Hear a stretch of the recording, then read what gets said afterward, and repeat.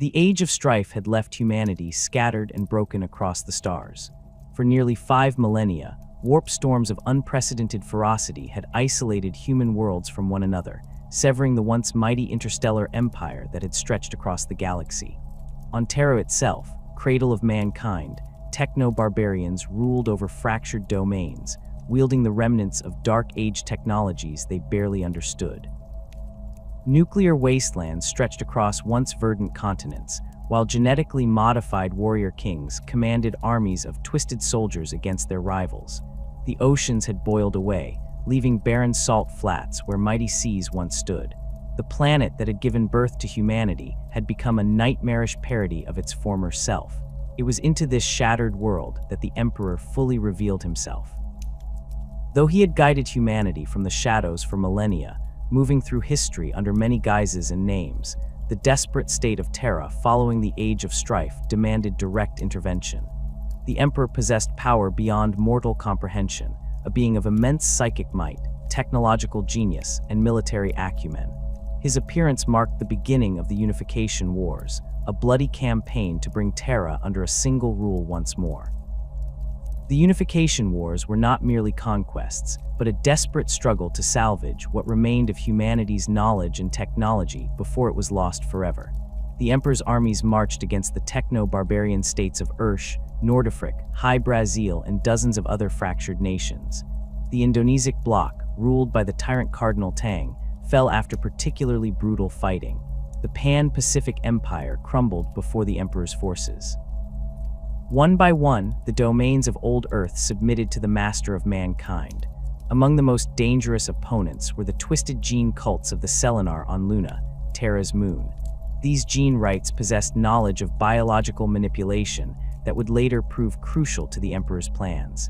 Their eventual defeat and forced cooperation secured vital technologies for the burgeoning Imperium. Similarly, the Ethnarchy of Caucasus, with their considerable psychic powers, required the direct intervention of the Emperor himself to overcome. To wage these wars of unification, the Emperor created the Thunder Warriors, genetically enhanced super soldiers who towered over normal men. These proto-Astartes were immensely powerful but flawed creations, unstable in both body and mind. Clad in primitive power armor and wielding devastating weapons, they were living engines of destruction led by generals like Ushatin, Goda, and Eric Tyrannes, the Lightning Bearer. The Thunder Warriors smashed through enemy fortifications and annihilated opposing armies with terrifying efficiency, but they were never meant to endure. They were weapons designed for the specific purpose of unifying Terra, not the Grand Crusade that was to follow. As Terra gradually came under the Emperor's control, he established the beginnings of imperial infrastructure. The Imperial Palace began its construction on the Himalaysian mountains, incorporating the ancient fortress that had served as the Emperor's base during the worst of the Age of Strife. The first imperial institutions took shape, the beginnings of what would become the Administratum, the Imperial Army, and other pillars of governance. Learned individuals who had preserved knowledge through the Age of Strife were gathered to form the foundation of a new human renaissance. The technological revival under the Emperor's guidance was remarkable but carefully controlled. Having witnessed the catastrophic consequences of unchecked technological development during the Dark Age of technology, the Emperor implemented strict protocols regarding certain fields of research. Artificial intelligence was explicitly forbidden, the horrors of the Iron Men rebellion still fresh in humanity's collective memory. Instead, focus was placed on rediscovering lost human technologies and adapting them to serve the nascent Imperium's needs. In his laboratories deep beneath the Himalaysian mountains, the Emperor worked on his greatest creation, the Primarch project. Using his own genetic material and warp-based sciences that pushed the boundaries of human understanding, he crafted 20 superhuman beings intended to lead humanity into a new golden age. Each Primarch was designed with specific traits and abilities, embodying different aspects of the Emperor's own multifaceted nature. However, this project would face a devastating setback when the infant Primarchs were scattered across the galaxy by forces that many later attributed to the Chaos Gods, though such entities were not yet widely known or understood in those early days. Despite this catastrophic loss, the Emperor adapted his plans. Using the preserved genetic material of his scattered sons, he developed the gene seed that would transform ordinary men into space marines, the Adeptus Astartes. These warriors would be superior to the Thunder Warriors in stability and longevity, if somewhat less individually powerful. 20 legions were planned, each carrying the genetic legacy of one Primarch. As the Unification Wars reached their conclusion, the Thunder Warriors had served their purpose. Official Imperial histories record that these Proto-Astartes died gloriously at the Battle of Mount Ararat, their unstable physiologies finally failing them after years of combat. The truth, whispered only in forbidden texts, suggests a darker end, a purge orchestrated by the Emperor and carried out by the first of the new Astartes and other Imperial agents. The Thunder Warriors, with their limited lifespans and increasing instability, had no place in the Emperor's vision for the future. Their replacement by the more stable Space Marines was a calculated necessity in the Emperor's grand design. With Terra unified, the Emperor turned his gaze to Mars, the red planet that had once been the crown jewel of humanity's technological achievement. During the Age of Strife, Mars had evolved in isolation, developing the cult Mechanicum, a religion that venerated technology and knowledge as divine. The tech priests of Mars had preserved much of humanity's technological heritage, albeit wrapped in religious dogma and ritual that obscured true understanding. The Emperor approached this potential alliance with characteristic foresight. Rather than conquering Mars through force, which would have been costly and might have destroyed the very knowledge he sought to preserve, he negotiated. The Emperor traveled to Mars and met with the Fabricator General and the Mechanicum's ruling magi in the great temple complex atop Olympus Mons, the tallest mountain in the solar system. The resulting agreement, known as the Treaty of Olympus Mons, was a masterpiece of pragmatic compromise. The Emperor allowed the Mechanicum to maintain their religious practices, tacitly permitting them to view him as the physical incarnation of their machine god, the Omnissiah. In return, the Mechanicum pledged their allegiance to the Emperor and promised to provide the technological infrastructure, weapons, vehicles, and starships that would be essential for the reconquest of the galaxy. This treaty created the Adeptus Mechanicus as a semi-autonomous organization within the Imperium, maintaining its own hierarchy, traditions, and even territory. Mars became the center of Imperial technology, with forge worlds established throughout the expanding Imperium to support the massive industrial needs of the Great Crusade. The Mechanicum's vast knowledge and manufacturing capabilities proved invaluable, producing everything from Astartes' power armor to the mighty vessels of the Imperial fleet. The alliance was not without tension. Many in the Mechanicum viewed the Emperor's restrictions on certain technologies, particularly those involving artificial intelligence and some forms of genetic manipulation, as contrary to their quest for knowledge. Others questioned whether he truly was their Omnissiah. Nevertheless, the practical benefits of the alliance outweighed these concerns, and the Mechanicum became an essential component of the nascent Imperium. With Terra unified and Mars brought into the Imperial fold, the Emperor began preparations for humanity's return to the stars. The first Space Marine legions were established, with recruits drawn from Terra's various regions. The War Hounds, Imperial Heralds, Dark Angels, Emperor's Children, and other early legions took shape, each developing distinct identities even before being united with their Primarchs. The Imperial army formed from the most capable soldiers of the Unification Wars, while the Mechanicum provided the vessels that would carry these forces to the stars. As the warp storms that had isolated Terra began to abate, the Emperor unveiled his grand vision to his closest confidants, a vision that would become known as the Great Crusade. Humanity would reclaim its lost colonies and forge a united Imperium spanning the galaxy.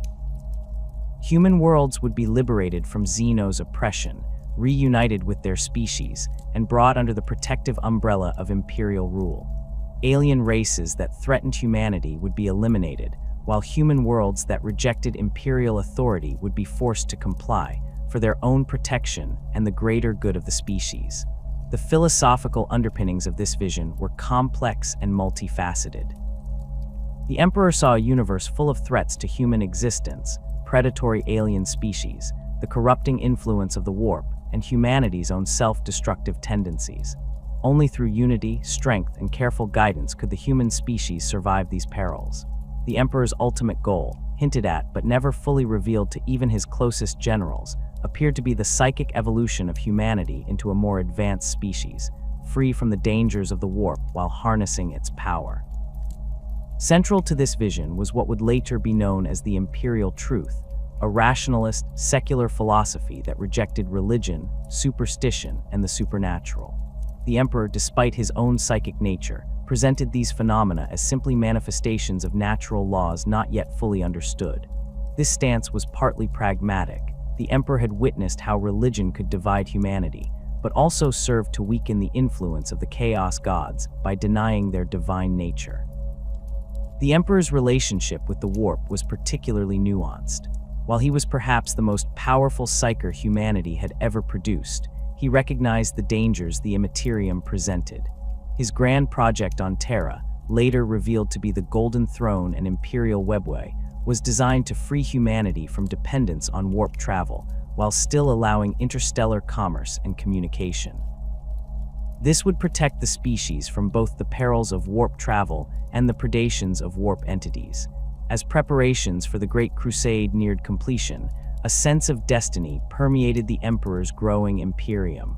After millennia of darkness, humanity would reclaim its birthright among the stars. The Emperor's vision of human unification and advancement inspired fervent loyalty among his followers, from the transhuman Astartes to the mortal soldiers and administrators who would carry his light to the darkest corners of the galaxy. The first expeditionary fleets prepared to leave the Sol system, venturing into the void to rediscover lost human worlds and confront whatever awaited them among the stars. The Great Crusade was about to begin, a military undertaking of unprecedented scale and ambition that would reshape the galaxy and determine the fate of countless worlds and species. Humanity, under the Emperor's guidance, stood poised to forge an empire that would span the stars and endure for millennia. With Terra unified and the alliance with Mars secured, the Emperor turned his full attention to creating the military force that would spearhead humanity's return to the stars. The loss of the Primarchs had been a devastating setback, but the Emperor was nothing if not adaptable. The genetic material he had harvested from his 20 sons would serve as the foundation for a new type of warrior, the Adeptus Astartes, or Space Marines. The development of gene seed technology represented one of the Emperor's most remarkable scientific achievements. Unlike the crude genetic modifications used to create the Thunder Warriors, gene seed was a sophisticated biological system designed to transform an ordinary human male into a transhuman warrior. Each gene seed contained 19 specialized organs that would be implanted into suitable recruits through a series of complex surgical procedures. These organs included the secondary heart, os medulla, biscopia, hemistamen, Laramann's organ, catalepsian node, preomner, omophagia, multi-lung, oculobe, Lyman's ear, Sucin membrane, melanochrome, otolytic kidney, neuroglottis, mucranoid, Becher's gland, progenid glands, and the black carapace. The progenid glands were perhaps the most crucial component of this system. These specialized organs absorbed genetic material from the other implants, and over time, matured to contain the genetic template needed to create new gene seed. This allowed the Legiones Astartes to be self-perpetuating, with each Space Marine potentially contributing to the creation of future battle brothers. The black carapace, meanwhile, provided a subdermal interface that allowed a Space Marine to connect directly with his power armor, essentially making the armor an extension of his own body. Each of the 20 Space Marine legions was founded using gene seed derived from one of the missing Primarchs. This created distinctive traits within each legion that would become more pronounced once they were reunited with their gene fathers. The Dark Angels, created from the gene seed of the first Primarch, displayed remarkable tactical flexibility and discipline. The Emperor's children, bearing the genetic legacy of the third Primarch, strove for perfection in all their endeavors. The Imperial Fists inherited their Primarch's stubbornness and skill at siege warfare, while the White Scars received their gene father's speed and ferocity. The initial recruitment for these legions came exclusively from Terra. The war-torn regions of Old Earth provided an abundance of suitable candidates, young men who had survived the harsh conditions of the Unification Wars and possessed the physical and mental resilience required to endure the gene seed implantation process. The mountains of the Himalayan range yielded recruits for the Emperor's children, while the brutal gangers of the Albion hives provided aspirants for the 8th Legion. The nomadic tribes of the Thelian Basin became the foundation of the White Scars, and the warlike clans of Ursh contributed many warriors to the World Eaters.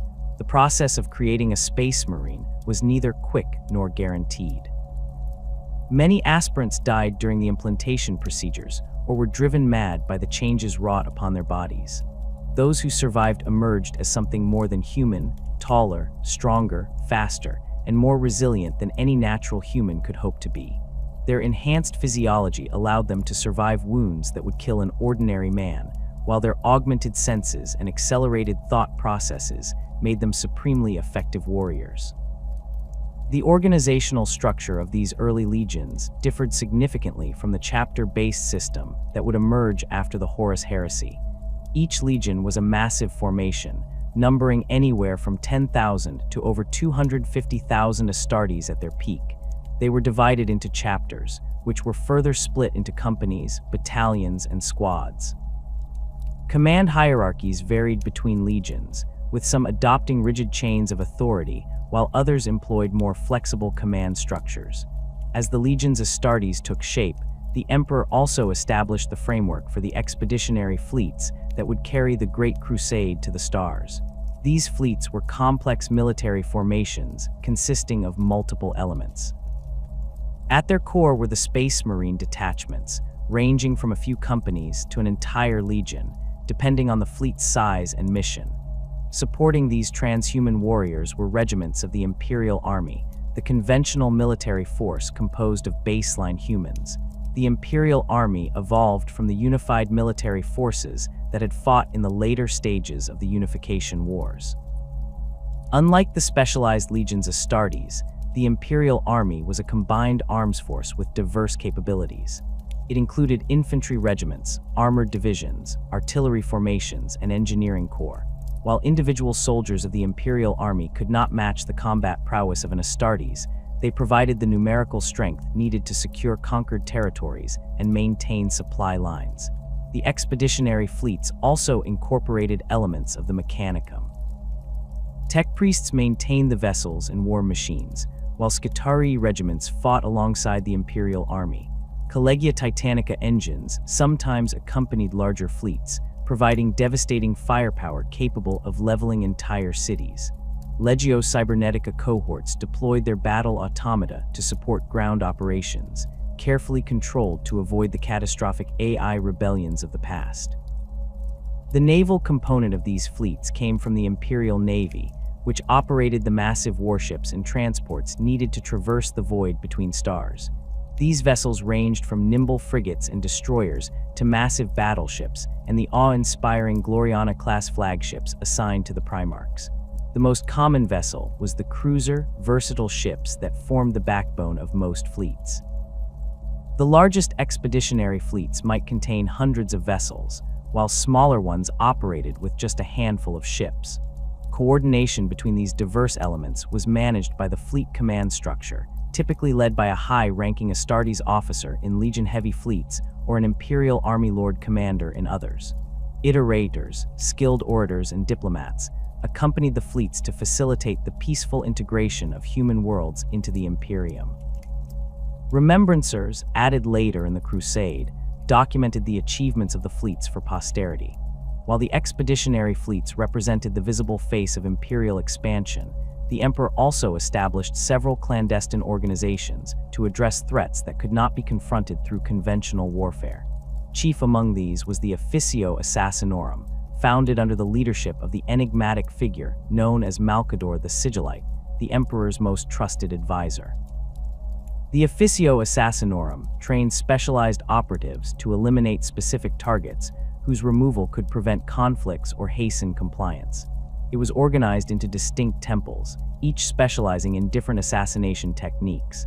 The Vindicare Temple produced peerless snipers capable of making seemingly impossible shots. The Calidus Temple specialized in infiltration and disguise, their operatives able to assume the appearance of their targets through the use of polymorphine. The Culexus Temple trained psychic blanks to target and eliminate enemy psychers, while the Aversir Temple created living weapons, drug-enhanced berserkers unleashed to sow terror and destruction. Other secretive imperial institutions established during this period included the Adeptus Munitorum, responsible for the logistical demands of the expanding Imperium, and the Divisio Telepathica, which trained and monitored human psychers. The Astronomicon, a psychic beacon powered by the Emperor himself and maintained by thousands of psychers, provided the navigational reference point essential for warp travel across the expanding Imperium. Perhaps the most secretive of all the Emperor's organizations was what would later become known as the Inquisition. Though not formally established until the closing days of the Horus Heresy, its precursors existed during the Great Crusade in the form of various intelligence gathering and internal security agencies. These groups monitored for signs of corruption, sedition, or Xeno's influence within newly compliant worlds and even within the Imperium's own forces. The Emperor's decision to create and rely upon transhuman warriors rather than conventional military forces stemmed from both practical necessity and long-term strategic considerations. The galaxy that humanity sought to reclaim was filled with threats that conventional human soldiers could not effectively combat. Hostile alien species like the orcs possessed physical strength and resilience that outmatched unaugmented humans. Ancient human colonies had diverged genetically or culturally, sometimes developing formidable defensive capabilities. Warp-influenced entities presented dangers that required specialized countermeasures. The Space Marines were designed specifically to overcome these challenges. Their enhanced physiology allowed them to fight effectively against physically superior Xenos. Their indoctrination and psychological conditioning provided resistance against fear, corruption, and warp influence. Their rapid deployment capabilities enabled them to respond quickly to threats across vast distances. In essence, they were the perfect shock troops for the initial stages of Imperial expansion. Furthermore, the Legiones Astartes represented a force that was unquestionably loyal to the Emperor and his vision. Unlike conventional military forces, which might develop regional loyalties or political ambitions, the Space Marines were created with genetic predispositions toward loyalty and duty. Their indoctrination emphasized absolute dedication to the Emperor and the Imperial truth. This made them not just effective warriors, but also reliable instruments of the Emperor's will. The Space Marines also served as powerful symbols of Imperial might. The sight of these transhuman warriors in their distinctive power armor had a profound psychological impact on both enemies and potential allies. Human worlds contemplating resistance often reconsidered when confronted with Astartes. Compliant populations viewed them with awe and reverence, reinforcing the quasi-divine status that the Emperor increasingly acquired despite his stated opposition to being worshipped. However, the Emperor recognized the limitations of relying too heavily on the Legiones Astartes. There were simply too few Space Marines to garrison an empire spanning thousands of worlds.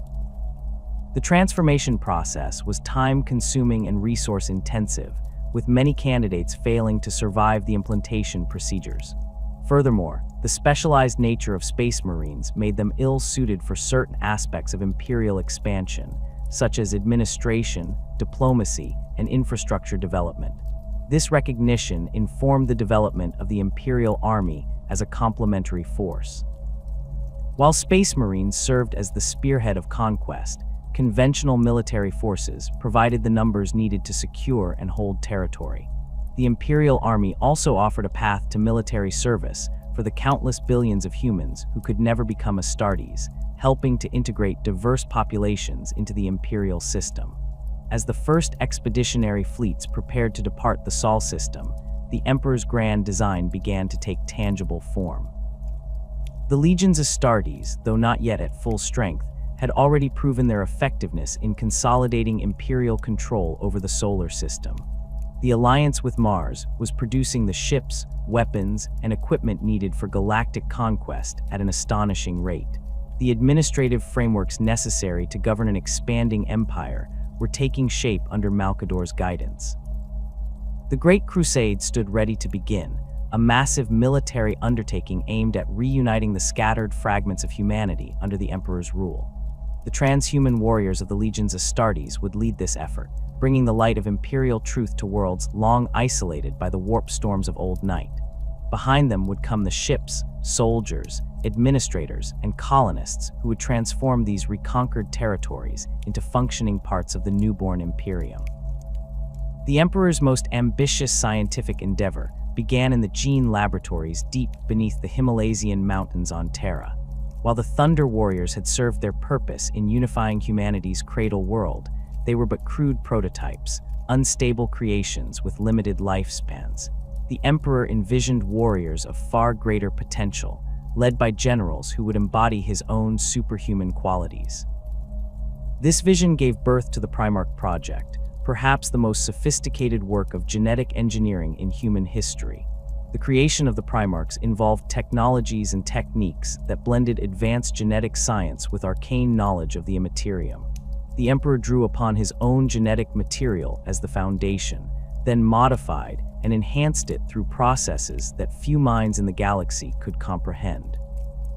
Each Primarch was designed with specific strengths and characteristics, their genetic codes meticulously crafted to emphasize particular traits while maintaining an overall template of transhuman excellence. The laboratory facilities where this work took place were among the most secure locations on Terra. Protected by concentric rings of defenses, both physical and psychic, these chambers contained equipment salvaged from humanity's dark age of technology, alongside devices of the Emperor's own design. Specialized growth chambers housed the developing Primarchs, their accelerated maturation carefully monitored by cogitators and the Emperor's most trusted janitors. Nutrient fluids specially formulated for each Primarch's unique physiology circulated through these chambers, while precisely calibrated energy fields stimulated proper tissue development. Beyond mere physical attributes, the Emperor encoded each Primarch with specific cognitive patterns and innate knowledge. Military strategy, leadership principles, and technical expertise were woven directly into their developing minds. Yet the Emperor also left room for personality development, understanding that his sons would need to be more than simply living weapons. They would need to inspire, to lead, and to make independent decisions in his absence. The 20 Primarchs represented different facets of the Emperor's own multifaceted nature. One embodied his strategic brilliance, another his diplomatic acumen, a third his indomitable resilience. Some would excel at void warfare, others at ground campaigns. Some were designed with greater psychic potential, while others possessed unmatched physical strength. Together, they would form a leadership cadre of unprecedented capability, each complementing the other's strengths and compensating for their weaknesses. The Emperor's plans were meticulous, but even he could not anticipate or prevent what happened next. As the infant Primarchs developed in their gestation capsules, forces from beyond the material realm intervened. The entities that would later be recognized as the ruinous powers, though such knowledge was suppressed during the Great Crusade, enacted a plan to disrupt the Emperor's grand design. In a moment that would alter the course of galactic history, a warp storm of impossible intensity manifested within the heart of the Emperor's most secure laboratory. Reality itself tore open, and through this breach, the nascent Primarchs were snatched from their gestation capsules and hurled across the galaxy. In an instant, the Emperor's carefully crafted plan lay in ruins, his 20 sons scattered to distant worlds where they would develop beyond his direct influence. The exact mechanics of this catastrophic event remain a subject of debate among Imperial scholars. Some accounts suggest that the laboratory's gellar fields failed at a crucial moment, while others imply that the psychic protections were deliberately sabotaged from within. The most forbidden texts hint that the Emperor's bargain with the Chaos Gods at Malech, a pact that granted him the power to create the Primarchs in the first place, was the true cause, the ruinous powers simply claiming what they considered rightfully theirs. Whatever the precise cause, the consequences were immediate and devastating. The Emperor arrived at the laboratory to find the gestation capsules shattered, his sons gone. Only traces of their genetic material remained, samples that would prove crucial in the Emperor's revised plans, but a poor substitute for the Primarchs themselves. The master of mankind rarely displayed emotion, but witnesses reported that in this moment, his facade of calm detachment briefly faltered, revealing a glimpse of genuine anguish. The infant Primarchs, meanwhile, were cast through the warp to worlds spanning the breadth of the galaxy. The nature of their transit through the Imperium meant that time flowed differently for each. Some materialized on their destination worlds almost immediately after their abduction, while others spent what might have been years in transit, aging at accelerated rates within their protective capsules. This temporal distortion explains why some Primarchs, when eventually discovered, appeared to have spent decades on their adoptive worlds despite the relatively short time since their disappearance from Terra. The worlds that received these transhuman children were as diverse as the Primarchs themselves. Some landed on death worlds, where survival required constant vigilance and martial prowess. Others found themselves on civilized planets with advanced technologies. A few were adopted by human cultures that recognized their potential, while others were raised by more humble families or even forced to survive alone in hostile environments. In each case, the world and culture that raised the Primarch would leave an indelible mark on his character, creating distinctions that went beyond the Emperor's genetic programming. Back on Terra, the Emperor faced a critical decision. The Primarch project had been central to his plans for humanity's reconquest of the stars. Without these design generals, the Great Crusade might falter before it began. After a period of consideration that some accounts suggest lasted no more than a single night, the Emperor unveiled his contingency plan, the creation of the Space Marine Legions. Using the preserved genetic material from each Primarch, the Emperor developed the process to create gene seed, the biological technology that would transform ordinary human males into transhuman Astartes. Each legion's gene seed derived from one Primarch, creating 20 distinct genetic lineages. This connection would prove to be more than merely biological. It established a psycho-spiritual link between each legion and its absent Primarch. This connection manifested in several ways. Most obviously, Space Marines developed physical traits reminiscent of their Primarch's appearance. Facial features, skin tone, and even certain mannerisms would gradually align with those of their gene father. More subtly, each legion developed cultural and tactical tendencies that mirrored their Primarch's innate proclivities, even before the legions knew these transhuman progenitors existed. The White Scars displayed a preference for rapid assault and mobile warfare that perfectly matched the combat philosophy of their Primarch, Jagatai-Khan. The Imperial Fists developed an affinity for siege warfare and defensive operations that reflected Rogel Dorn's methodical approach to combat. The Night Lords exhibited terror tactics and psychological warfare that aligned with Conrad Kerr's brutal sense of justice. These parallels emerged organically, suggesting a connection deeper than mere genetics. Apothecaries and librarians who studied this phenomenon theorized that the gene seed contained more than physical traits. It somehow transmitted aspects of the Primarch's consciousness to his sons. Some went further, suggesting that each legion and its Primarch formed a collective psychic entity, with the Primarch serving as its focal point. While such theories were discouraged under the secular imperial truth, they gained credence when Primarchs were eventually reunited with their legions, and the bonds between them proved immediate and profound. The psycho-spiritual connection between Primarchs and their legions proved most evident in the case of Psyker Primarchs. The Thousand Sons, carrying the gene seed of Magnus the Red, displayed a significantly higher incidence of psychic abilities than other legions. Similarly, the Blood Angels inherited not only Sanguinius's noble countenance, but also fragments of his prophetic visions, and more disturbingly, the genetic flaw that would become known as the Red Thirst. This connection worked both ways. When Primarchs were eventually discovered and reunited with their legions, they often reported an immediate sense of recognition and belonging. Many described the experience as coming home, despite never having met their sons before. Some Primarchs even displayed knowledge of their legion's campaigns and traditions that they could not have learned through conventional means, suggesting a subconscious awareness of their sons' experiences. The Emperor's contingency plan, following the loss of the Primarchs, demonstrated his remarkable adaptability. Rather than abandoning the Great Crusade or delaying it until the Primarchs could be found, he proceeded with the Legiones Astartes as the spearhead of his reconquest. Simultaneously, he initiated efforts to locate his scattered sons, knowing that their recovery would dramatically enhance the Crusade's effectiveness. To compensate for the Primarchs' absence, the Emperor personally led the early expeditionary fleets. His presence on the battlefield was often decisive, his transhuman generals learning warfare directly from the master of mankind himself.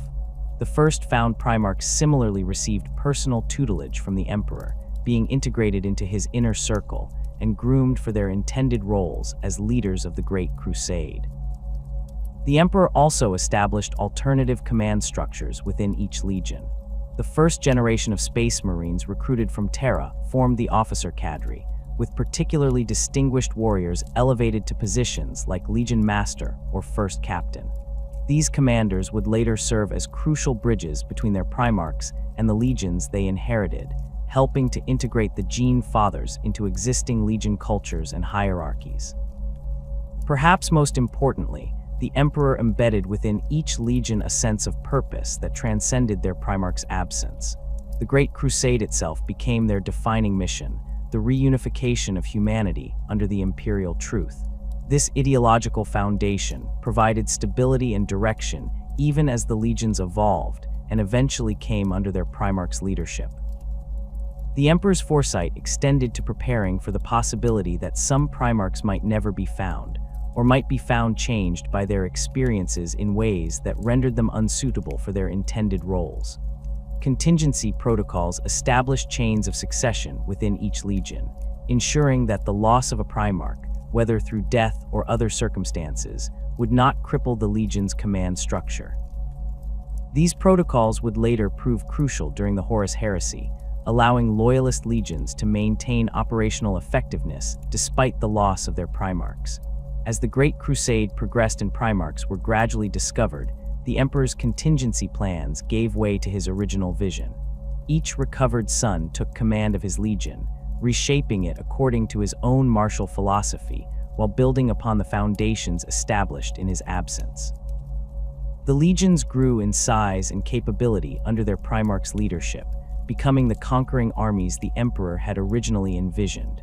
The recovery of the Primarchs validated the Emperor's decision to proceed with the Great Crusade despite their loss.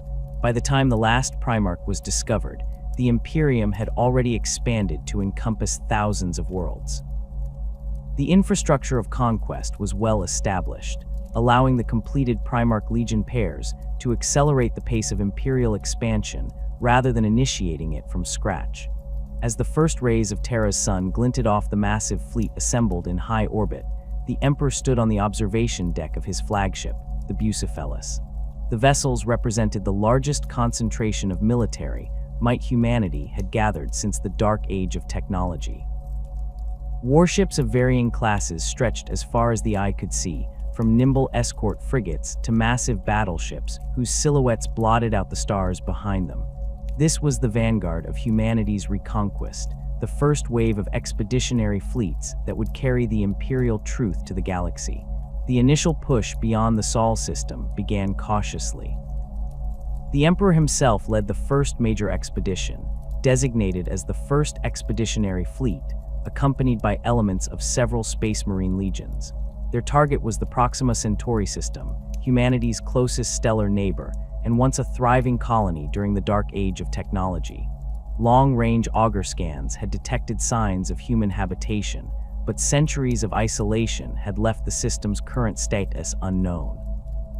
Upon arrival, the fleet discovered that Proxima had indeed maintained a human presence, but the colony had regressed technologically and fractured into competing nation-states. Initial diplomatic overtures were met with suspicion by the planet's ruling council, who had developed a quasi-religious society that viewed technology as sacred artifacts rather than tools to be understood.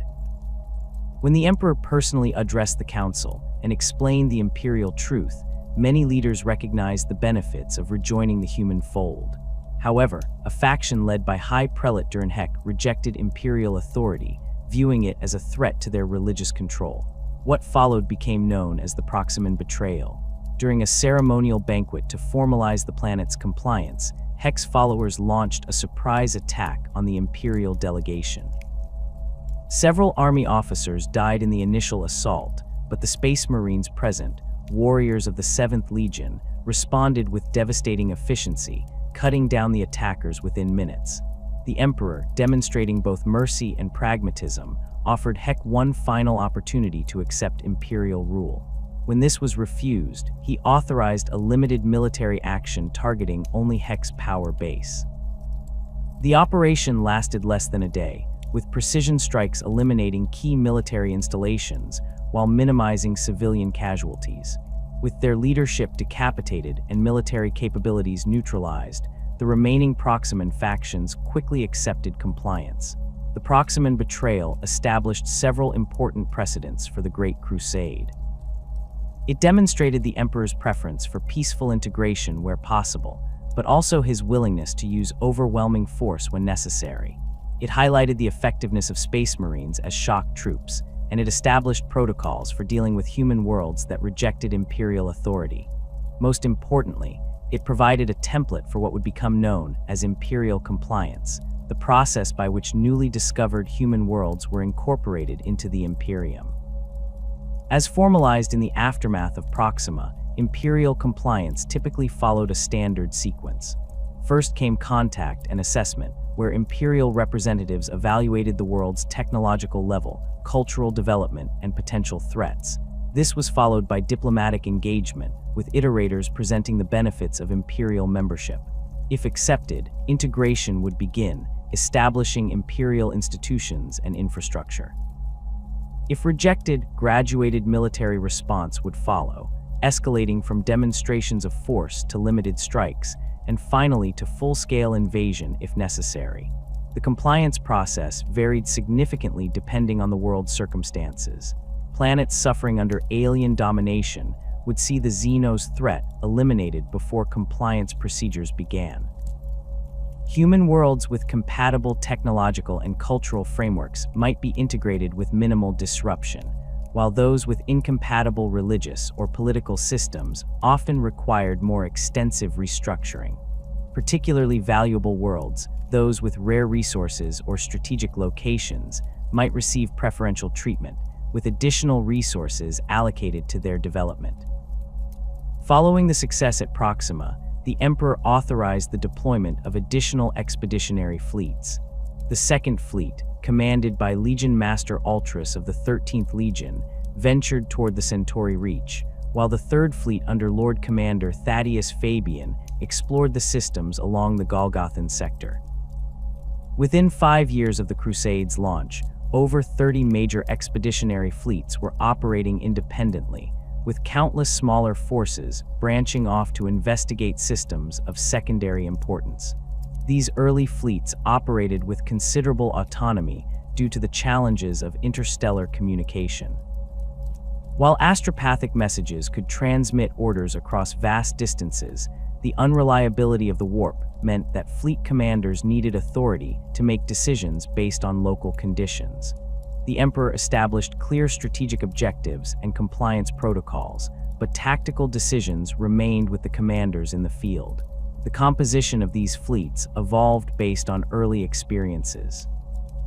The typical expeditionary fleet centered around a contingent of Space Marines, usually between 1,000 and 3,000 warriors, though larger operations might involve multiple legions or even an entire legion deployment of tens of thousands. Supporting these transhuman soldiers were regiments of the Imperial Army, whose numbers varied based on the fleet's size and mission parameters. Naval assets included a mix of vessel types, with battleships or grand cruisers serving as flagships, supported by strike cruisers for Space Marine deployment and lighter vessels for reconnaissance and escort duties.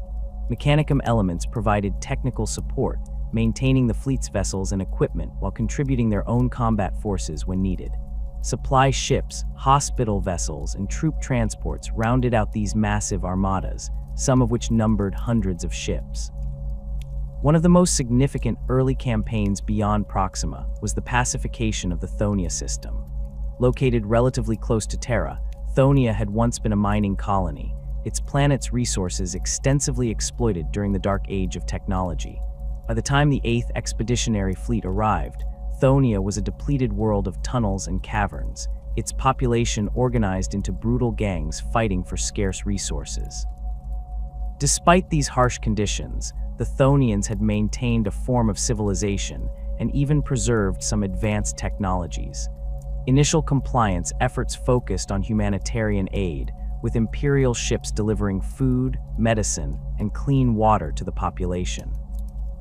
This goodwill gesture was followed by the establishment of recruitment centers, as Thonian gangers proved to be excellent candidates for both the Imperial Army and the 16th Legion, whose gene seed seemed particularly compatible with the Thonian genetic makeup. The integration of Thonia demonstrated another aspect of Imperial compliance, the identification and utilization of human resources. Worlds with populations that showed particular aptitudes or genetic compatibility with Space Marine gene seed often received specialized attention. Thonia's value as a recruitment world ultimately outweighed its depleted material resources, making it a net asset to the expanding Imperium despite its environmental degradation. Not all early compliance actions proceeded as smoothly as Thonia. The Shedem Drifts campaign encountered fierce resistance from human worlds that had formed a defensive coalition during Old Night. These planets had developed a shared cultural identity based on their survival of the Age of Strife, and viewed the Imperium as simply another would-be conqueror. It took 3 years of combined military operations and intensive diplomatic efforts to bring the 16 worlds of the Drifts into compliance. The Shedem experience highlighted the importance of the iterators within the expeditionary fleets. These specially trained orators and diplomats served as the Emperor's voice, articulating the imperial truth and explaining the benefits of compliance to newly discovered human populations. Iterators underwent extensive training in rhetoric, psychology, and cultural adaptation, allowing them to tailor their messages to specific audiences. A skilled iterator could accomplish with words what might otherwise require military force. During the compliance of Terra, iterator Kyril Cinderman famously converted an entire planet's ruling class through a series of 12 public debates with local religious leaders. His systematic dismantling of their theological arguments, combined with practical demonstrations of imperial technology, convinced the Terratian Council to voluntarily dismantle their theocratic government and accept imperial rule. The iterators' effectiveness stemmed partly from their genuine belief in the imperial truth. Most were recruited from Terra's intellectual elite, philosophers, scholars, and orators who had embraced the Emperor's secular rationalism. They viewed themselves not as propagandists, but as educators, bringing enlightenment to human worlds that had fallen into superstition and ignorance during the Age of Strife. This conviction gave their arguments a persuasive power that mere rhetoric could not achieve. Approximately 8 years into the Great Crusade, the Emperor authorized the addition of another civilian element to the expeditionary fleets, the Remembrancers. While iterators focused on spreading the imperial truth to newly compliant worlds, Remembrancers documented the achievements of the Crusade itself. These artists, historians, poets, and imagists were tasked with recording humanity's reconquest of the stars for posterity. The Remembrancer Order was established partly in response to concerns raised by Malcador the Sigillite, who argued that the Crusade's achievements deserved preservation in cultural memory, not merely in dry military reports. The Emperor agreed, recognizing that the Imperium needed not just military conquest, but also cultural foundations. The Remembrancers would provide future generations with inspiring accounts of humanity's greatest undertaking. Initial reactions to the Remembrancers varied among the expeditionary fleets. Some commanders welcomed them, appreciating the importance of documenting their achievements. Others viewed them as unnecessary civilians who consumed resources and required protection. Space Marine legions were particularly divided on the matter. The Emperor's children embraced the Remembrancers enthusiastically, seeing their work as a way to preserve the Legion's pursuit of perfection, while the Death Guard largely ignored them, finding little value in artistic interpretations of warfare. The early years of expansion beyond Sol also saw the development of standardized protocols for dealing with xeno-species encountered during the Crusade. The Emperor's policy toward aliens was generally hostile, based on humanity's negative experiences during the Age of Strife. Many human worlds had suffered under alien domination during this period, and the Emperor was determined to ensure such subjugation never occurred again. Most hostile xenos encountered by the early expeditionary fleets were relatively primitive or isolated species that posed limited threats. These were typically eliminated with clinical efficiency. More advanced alien civilizations required larger military commitments, sometimes involving multiple fleets. The orc domains encountered in the Terran corridor were particularly troublesome, requiring extensive campaigns to clear them from human-settled regions. In rare cases, non-hostile xeno species were permitted to continue existing if they posed no threat to human expansion and occupied worlds of little value to the Imperium. Such exceptions were uncommon and usually temporary, with these species often targeted for elimination in later phases of the Crusade. The Diasporex, a combined human-xenos fleet-based civilization, represented one of the more notable exceptions, maintaining their independence for several decades before eventually being destroyed for their refusal to separate from their alien allies. As the first decade of the Great Crusade drew to a close, the Imperium had expanded to encompass over 200 major systems, with hundreds more in various stages of compliance. The early expeditionary fleets had established effective operational patterns that would serve as templates for the thousands of fleets that followed. The infrastructure of conquest, from compliance protocols to supply chains, had been refined through practical experience. The Emperor continued to personally lead the first expeditionary fleet during this period, though he increasingly delegated authority to trusted commanders as the scale of operations expanded. His presence on the front lines served multiple purposes.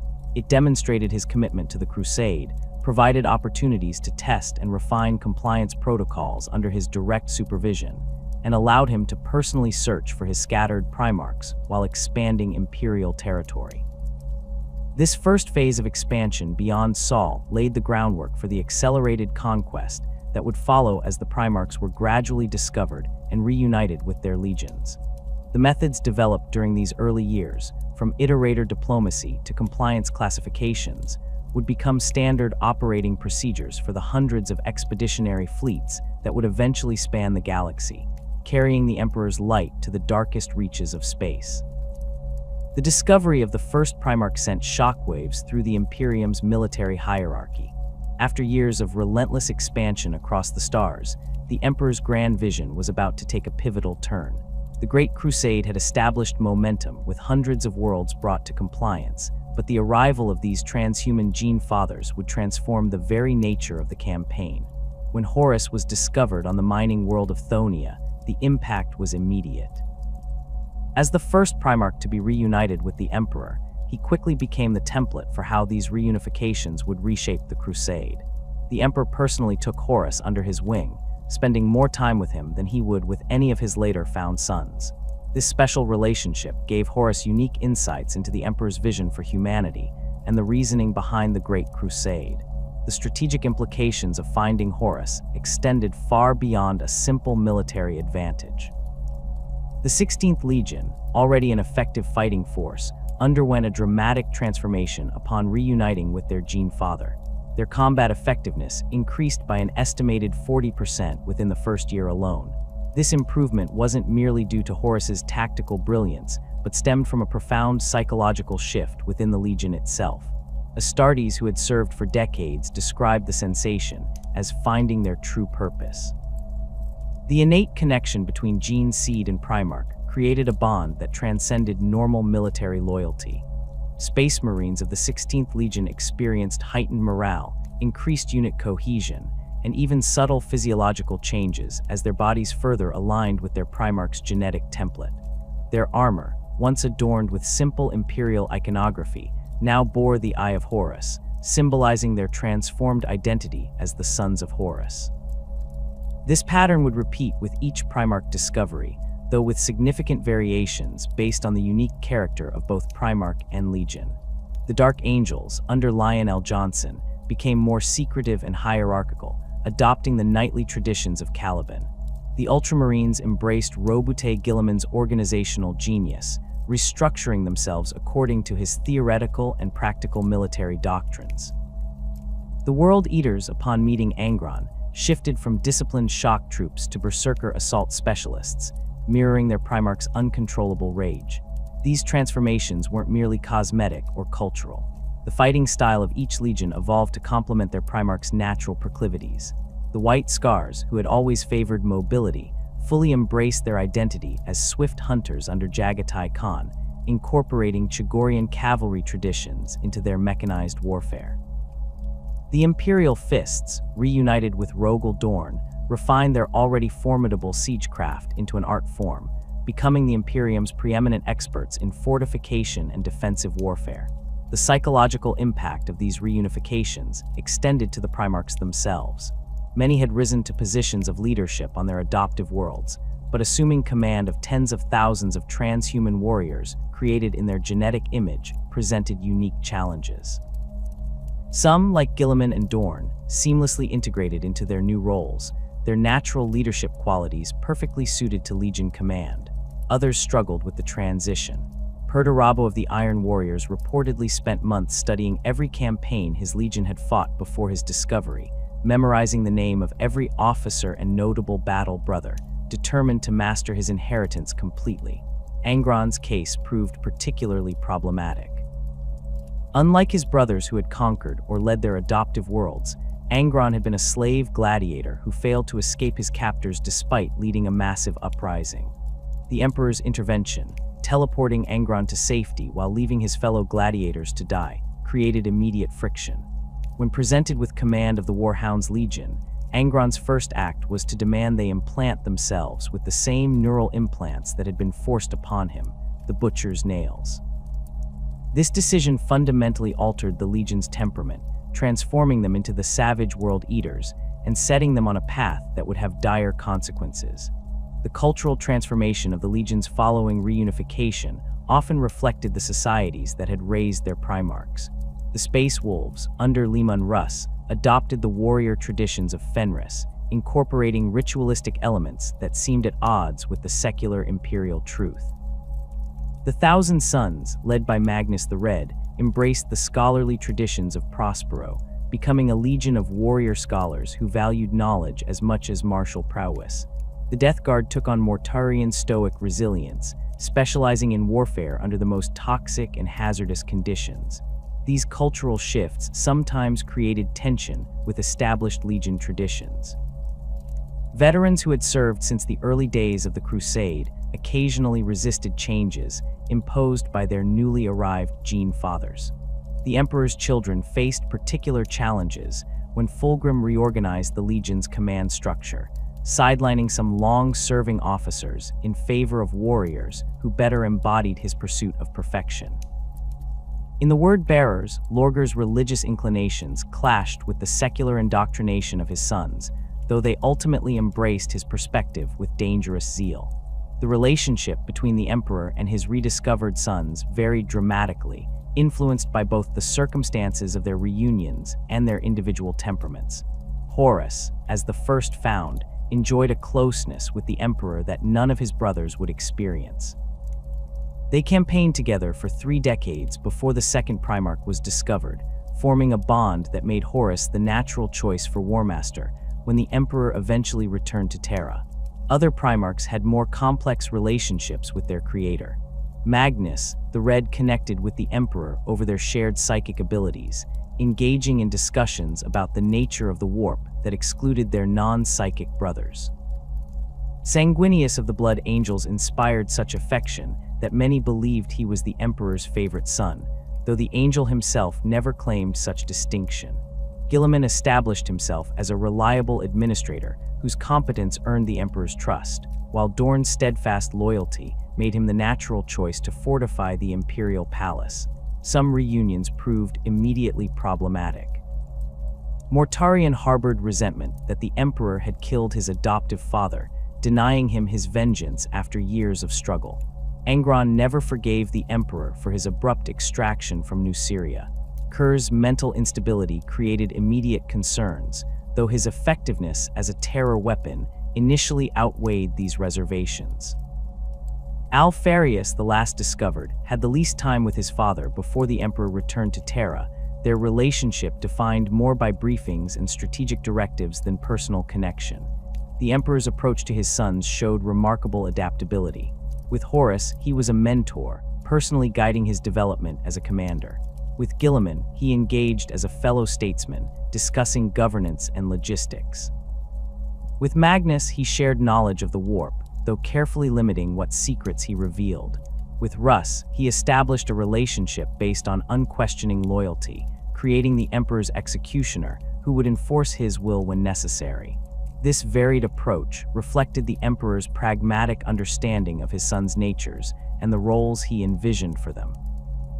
He did not treat the Primarchs as identical military assets, but as unique individuals whose distinct qualities could serve different aspects of his grand design. This personalized management style initially created strong bonds of loyalty, though it would later contribute to feelings of favoritism and resentment among some Primarchs. The shifting power dynamics within the Crusade's command structure accelerated as more Primarchs took control of their legions. Previously, authority had been relatively straightforward. The Emperor commanded the Crusade through his designated officers, with clear chains of command within each expeditionary fleet. The introduction of 20 demigod-like beings with their own ambitions and perspectives complicated this arrangement considerably. Nominal equality existed among the Primarchs, but informal hierarchies quickly developed. Horus, with his head start and close relationship with the Emperor, naturally assumed a position of first among equals. Primarchs like Dorn, Guilliman, and Sanguinius established themselves as respected voices whose counsel carried particular weight. Others, like Kurz and Angron, found themselves marginalized due to their volatile natures, while Primarchs like the Khan and Korax often operated independently, avoiding the political maneuvering of their brothers. These dynamics became particularly evident at the Council of Nicaea, where the Emperor gathered his sons to address the controversial use of psychic powers within the legions. The debate revealed deep philosophical divisions among the Primarchs. Magnus advocated for embracing psychic potential, while Mortarion and Russ argued vehemently against it. The Emperor's decision to restrict psychic usage, while establishing the Librarius as a controlled exception, satisfied neither extreme, highlighting the challenges of managing his strong-willed sons. As the Primarchs assumed command of their legions, the pace of the Great Crusade accelerated dramatically.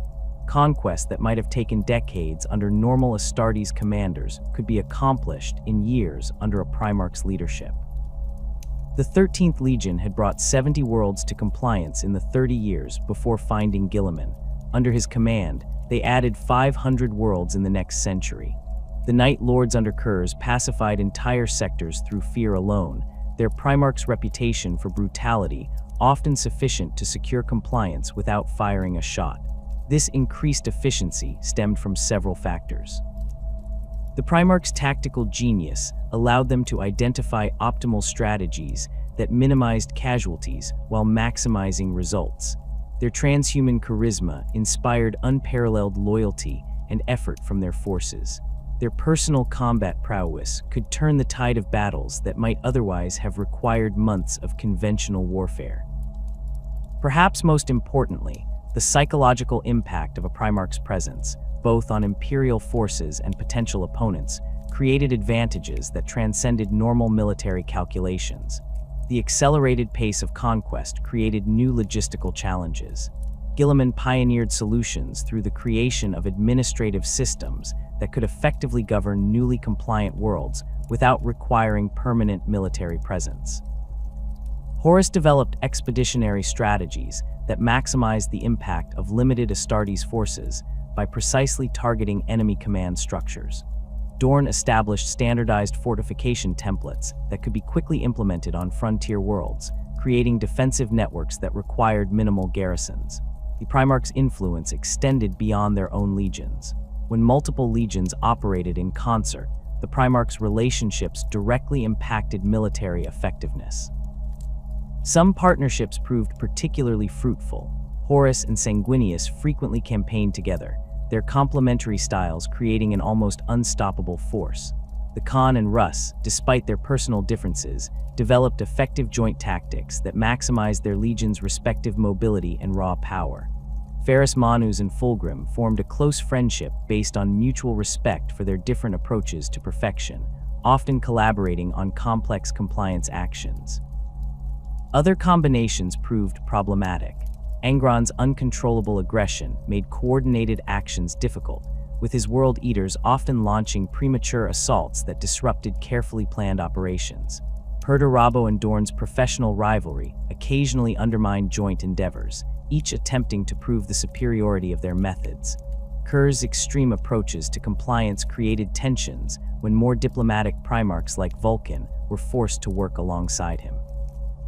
The Emperor's decision to appoint Horus as War Master fundamentally altered these dynamics. While the official explanation emphasized the Emperor's need to return to Terra to work on the Imperial Webway project, the elevation of one Primarch above his brothers created inevitable tensions. Some, like Guilliman and Dorn, accepted the decision with pragmatic understanding. Others, like Angron and Mortarion, viewed it as further evidence of the Emperor's favoritism. Perturabo reportedly received the news in silence before withdrawing to his quarters for a full day. Horus himself approached his new role with a combination of pride and trepidation. While confident in his abilities, he recognized the challenges of commanding his brothers, each a demigod in his own right. His initial approach emphasized collaboration and respect for each Primarch's unique qualities. He assigned campaigns that played to his brothers' strengths: siege operations for Perturabo, rapid response for the Khan, psychological warfare for Kurz, while maintaining strategic oversight of the Crusade's overall direction. This system worked effectively for several years, with the pace of Imperial expansion reaching its peak under Horus's leadership. The War Master's diplomatic skills proved as valuable as his military acumen, allowing him to mediate disputes between his more contentious brothers while maintaining the Crusade's momentum. His ability to synthesize the disparate approaches of the various legions into coherent campaign strategies represented a level of strategic coordination previously unseen. The Primarchs' reunification with their legions represented the fulfillment of the Emperor's original vision for the Great Crusade. These transhuman generals, leading armies created from their own genetic material, formed the spearhead of humanity's reconquest of the galaxy. Their unique abilities, personalities, and relationships created a military force of unprecedented capability, accelerating Imperial expansion far beyond what conventional forces could have achieved. Yet within this success lay the seeds of future catastrophe. The same strong personalities that made the Primarchs effective leaders also made them difficult to control. The varying relationships between the Emperor and his sons created opportunities for resentment and division. The informal hierarchies and rivalries among the brothers established fault lines that could be exploited. As the War Master took command of the Crusade and the Emperor turned his attention to the Webway project, these underlying tensions would continue to develop, ultimately leading to consequences that would reshape the Imperium forever. The Great Crusade's expansion across the galaxy required more than just military might. It demanded sophisticated systems for bringing worlds into the Imperial fold. As the Emperor's forces encountered thousands of human civilizations scattered across the stars, they developed a comprehensive approach to compliance that combined diplomatic persuasion, economic integration, and, when necessary, overwhelming military force. Imperial compliance protocols categorized newly discovered human worlds using a standardized classification system. Worlds designated Gamma level were technologically primitive but compliant, requiring minimal intervention beyond establishing basic Imperial governance. Beta-level worlds possessed moderate technology and required more substantial integration efforts. Alpha-level worlds featured advanced technology or strategic resources that made them high-priority acquisitions.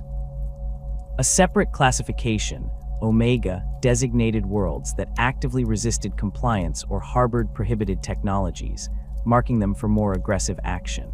The diplomatic approach to compliance centered around the iterators, elite orators trained to present the imperial truth to newly discovered populations.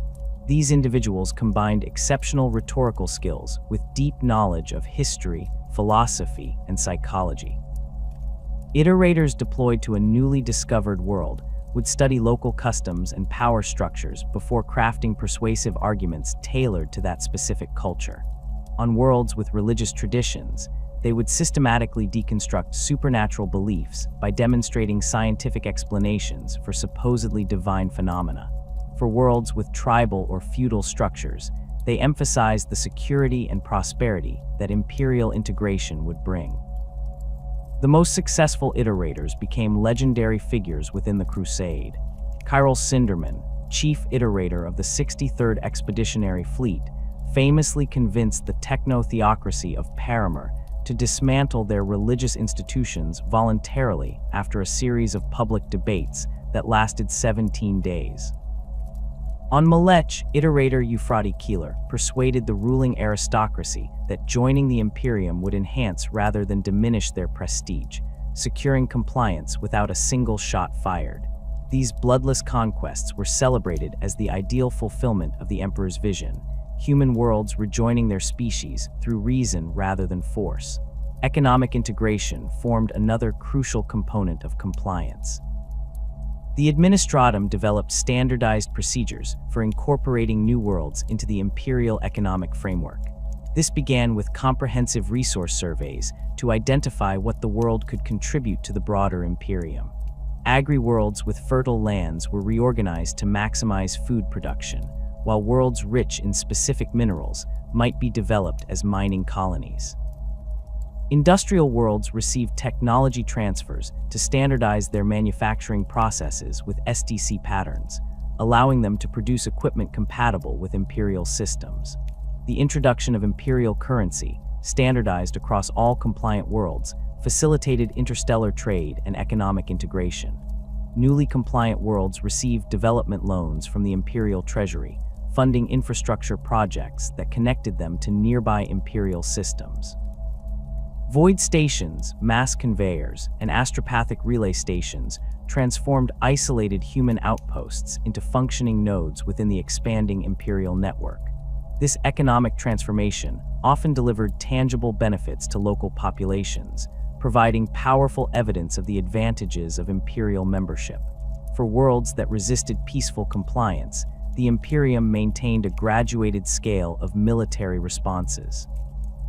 Initial resistance typically triggered a demonstration of imperial power, perhaps a precision orbital strike against an uninhabited area or a targeted operation against military installations, while leaving civilian infrastructure intact. This approach gave planetary leaders an opportunity to reconsider their opposition without suffering devastating losses. Continued resistance would prompt more substantial military action, with Imperial Army regiments deploying to secure strategic locations, while Space Marine forces neutralized primary defense systems. These operations followed carefully developed templates that minimized civilian casualties, while systematically dismantling the planet's ability to resist. The goal remained bringing the world into compliance with its productive capacity and population largely intact, as destroyed worlds contributed nothing to the Imperium's growth. For particularly stubborn or dangerous human civilizations, the Imperium deployed specialized forces known as the Censure Hosts. These formations, drawn from multiple Space Marine legions and supported by elite Imperial Army units, specialized in breaking opponents who had resisted conventional compliance efforts. The Censure Hosts operated with broader authority than standard expeditionary fleets, empowered to make examples of worlds whose defiance might otherwise inspire resistance elsewhere. The most infamous element within these formations was the Destroyer Corps. Destroyer Marines utilized weapons prohibited in normal compliance actions, phosphex, radiation weapons, biological agents, and vortex warheads. Clad in specialized armor with enhanced radiation shielding and atmospheric filters, these warriors brought annihilation to targets deemed too dangerous or corrupted to preserve. Destroyer squads were often drawn from Marines who displayed particular aptitude for total warfare, their psychological profiles showing a detachment that allowed them to employ such devastating weapons without hesitation. The Death Guard Legion maintained the largest destroyer contingents, their natural resilience making them particularly suited to operating amidst the toxic aftermath of such weapons. The World Eaters and Iron Warriors also fielded substantial destroyer units, deployed when compliance required complete eradication rather than integration. These forces operated under strict protocols. Their deployment required authorization from a Lord Commander or Primarch, and their weapons remained secured in specialized armories when not in active use. The compliance of Melchior exemplified the destroyer's role within the Crusade. When Imperial forces discovered that this human world had integrated alien technology directly into their governance systems, allowing non-human entities to participate in decision-making, the response was uncompromising. After a single demand for surrender was rejected, destroyer squads from the 13th Legion deployed across the planet's major population centers. Within 6 hours, the world's leadership was eliminated and its alien-influenced infrastructure reduced to radioactive slag. The surviving human population received a stark education in the Emperor's policy toward Xeno's collaboration, with the planet's reconstruction explicitly designed to erase all evidence of its former culture. Beyond the military aspects of compliance, the implementation of the Imperial Truth represented perhaps the most profound transformation imposed on newly integrated worlds. This philosophical framework, developed by the Emperor himself, provided the ideological foundation for the entire Imperium. At its core, the Imperial Truth promoted rational materialism, the belief that the universe operated according to natural laws that could be understood through observation and reason. It explicitly rejected religion, superstition, and the supernatural, categorizing such beliefs as obstacles to human progress. The implementation of the Imperial Truth varied based on a world's existing cultural framework. On planets with strong scientific traditions, the transition might be relatively seamless, requiring only minor adjustments to align with Imperial terminology and standards. For worlds dominated by religious institutions, the process proved far more disruptive, often requiring the complete dismantling of priesthoods and theological hierarchies. The compliance of Davin illustrated the challenges of implementing the Imperial Truth on a deeply religious world. When the 63rd Expeditionary Fleet brought this feudal planet to compliance, they encountered a population steeped in animistic worship and tribal rituals. Rather than immediately suppressing these practices, the compliance team initially allowed them to continue while establishing Imperial infrastructure and education systems. This gradualist approach aimed to replace superstition with rational understanding over time, avoiding the resistance that more abrupt measures might provoke. In contrast, when the Word-Bearers Legion encountered the theocracy of 4716, their approach was far more direct. Under Primarch Lorger's direction, they systematically destroyed every religious structure on the planet, executed the entire priestly caste, and instituted mandatory education in the Imperial Truth for the surviving population. This heavy-handed implementation completed in weeks what might otherwise have taken decades, though at the cost of significant cultural trauma and lingering resentment. The Emperor's stance on religious suppression contained nuance often overlooked by overzealous compliance officers. While he firmly opposed worship directed at supernatural entities, particularly after witnessing how such beliefs could empower warp entities, he recognized that abruptly stripping populations of deep-seated cultural practices could create dangerous instability. The official compliance doctrine that emerged recommended a phased approach, first redirecting religious devotion toward reverence for human achievement, then gradually introducing scientific explanations for natural phenomena, and finally establishing purely rational frameworks for understanding the universe. This approach proved particularly effective on Mars, where the Emperor pragmatically allowed the Mechanicum to maintain their religious traditions while reframing them to serve imperial purposes. The machine cult's veneration of technology continued, but with the Emperor positioned as the Omnissiah, the physical manifestation of their machine god. This compromise secured the vital technological resources of Mars without triggering destructive religious conflict, demonstrating the Emperor's willingness to adapt ideological purity to practical necessity when required. The establishment of governance systems on newly compliant worlds followed similarly pragmatic principles. Rather than imposing a single administrative template across all worlds, Imperial compliance protocols adapted to existing power structures when possible. Planets with functional governments that accepted Imperial authority might retain much of their original leadership, with an Imperial commander appointed to oversee compliance with broader Imperial directives. Worlds with incompatible governance systems underwent more substantial restructuring, with Imperial administrators directly implementing new governmental frameworks. The Ultramarines under Robute Guilliman pioneered many of the most effective governance models. The Ultramar system, with its balance between centralized authority and local autonomy, became a template frequently adapted for newly compliant worlds. Guilliman's administrators established tiered governance structures with clear lines of authority, standardized taxation systems that funded both local development and imperial tithes, and educational institutions that promoted both practical skills and ideological alignment with the imperial truth. Compliance officers recognized that effective governance required more than just administrative structures. It needed human capital. The identification and development of local leadership became a crucial aspect of successful integration.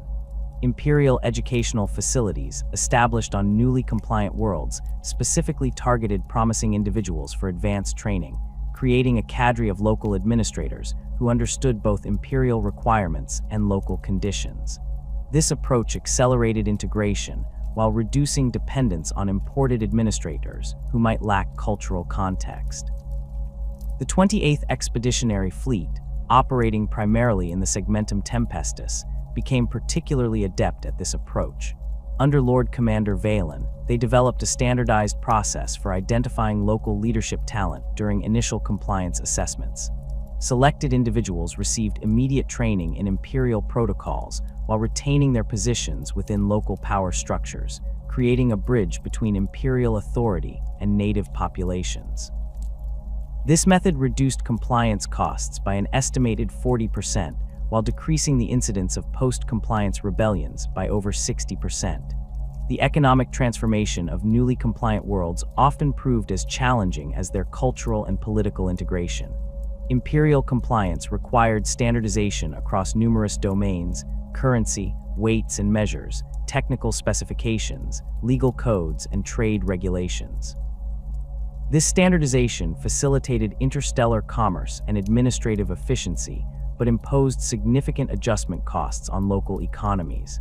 To manage this transition, expeditionary fleets typically deployed economic transition teams alongside their military and diplomatic personnel.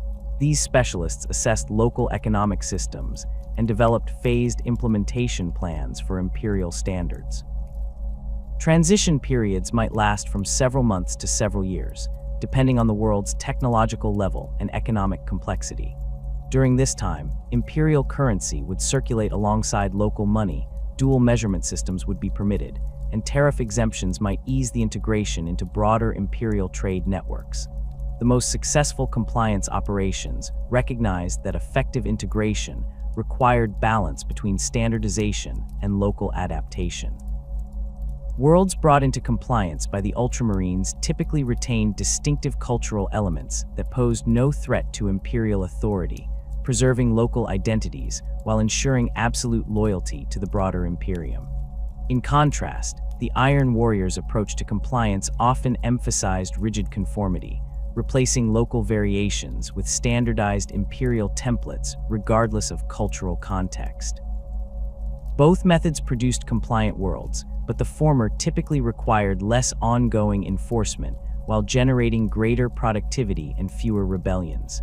As the Great Crusade progressed, these instruments of compliance evolved through practical experience. Early approaches that proved counterproductive were refined or abandoned, while successful methods were codified and disseminated across expeditionary fleets. This institutional learning process transformed compliance from an improvised series of conquests into a sophisticated system for expanding and consolidating imperial rule. The diplomatic, economic, and military instruments of compliance represented the practical application of the emperor's vision, the methodical reunification of humanity under a single authority capable of ensuring the species' survival and advancement. While individual compliance actions might employ different balances of persuasion and force, all served the fundamental goal of creating an imperium where humanity stood united against the myriad threats of a hostile galaxy. The Great Crusade encountered countless alien civilizations as humanity pushed outward from Terra. While the Emperor's primary focus remained the reunification of scattered human worlds, the extermination of Xeno's species became an equally important objective. Humanity had suffered grievously at alien hands during the Age of Strife, with countless human colonies enslaved, exploited, or destroyed by opportunistic Xenos who took advantage of mankind's isolation. The Emperor's policy was clear. The galaxy belonged to humanity, and Xenos posed an existential threat that could not be tolerated. Among the most widespread and dangerous alien threats encountered during the Crusade were the Orcs. These green-skinned warriors had established dozens of pocket empires throughout the galaxy, particularly in the Segmentum Solar and Ultima Segmentum. Unlike many Xeno species that the Imperium would face, the Orcs represented a foe that could match humanity's expansion in both numbers and aggression. Their biology made them formidable opponents, able to survive grievous injuries, reproduce through fungal spores, and instinctively create technology from seemingly random components. The Ulanor Crusade stood as the most significant campaign against the Greenskins. An enormous Orc empire had risen under the leadership of warlord Erlak Erg, threatening to consolidate Orc power across an entire sector. The Emperor himself led this campaign, accompanied by Horus, Mortarion, and elements from several other legions.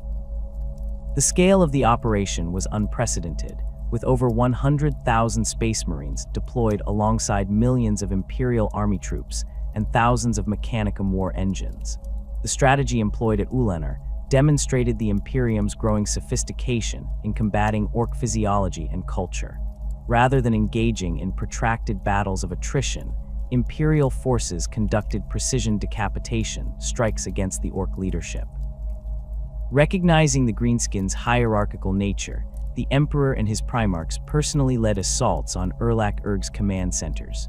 The Emperor's own attack on the Warlord's Fortress Temple saw him teleport directly into the heart of the Orc command structure, with a contingent of custodians, cutting through hundreds of elite Orc guards before slaying Erlak Erg in single combat.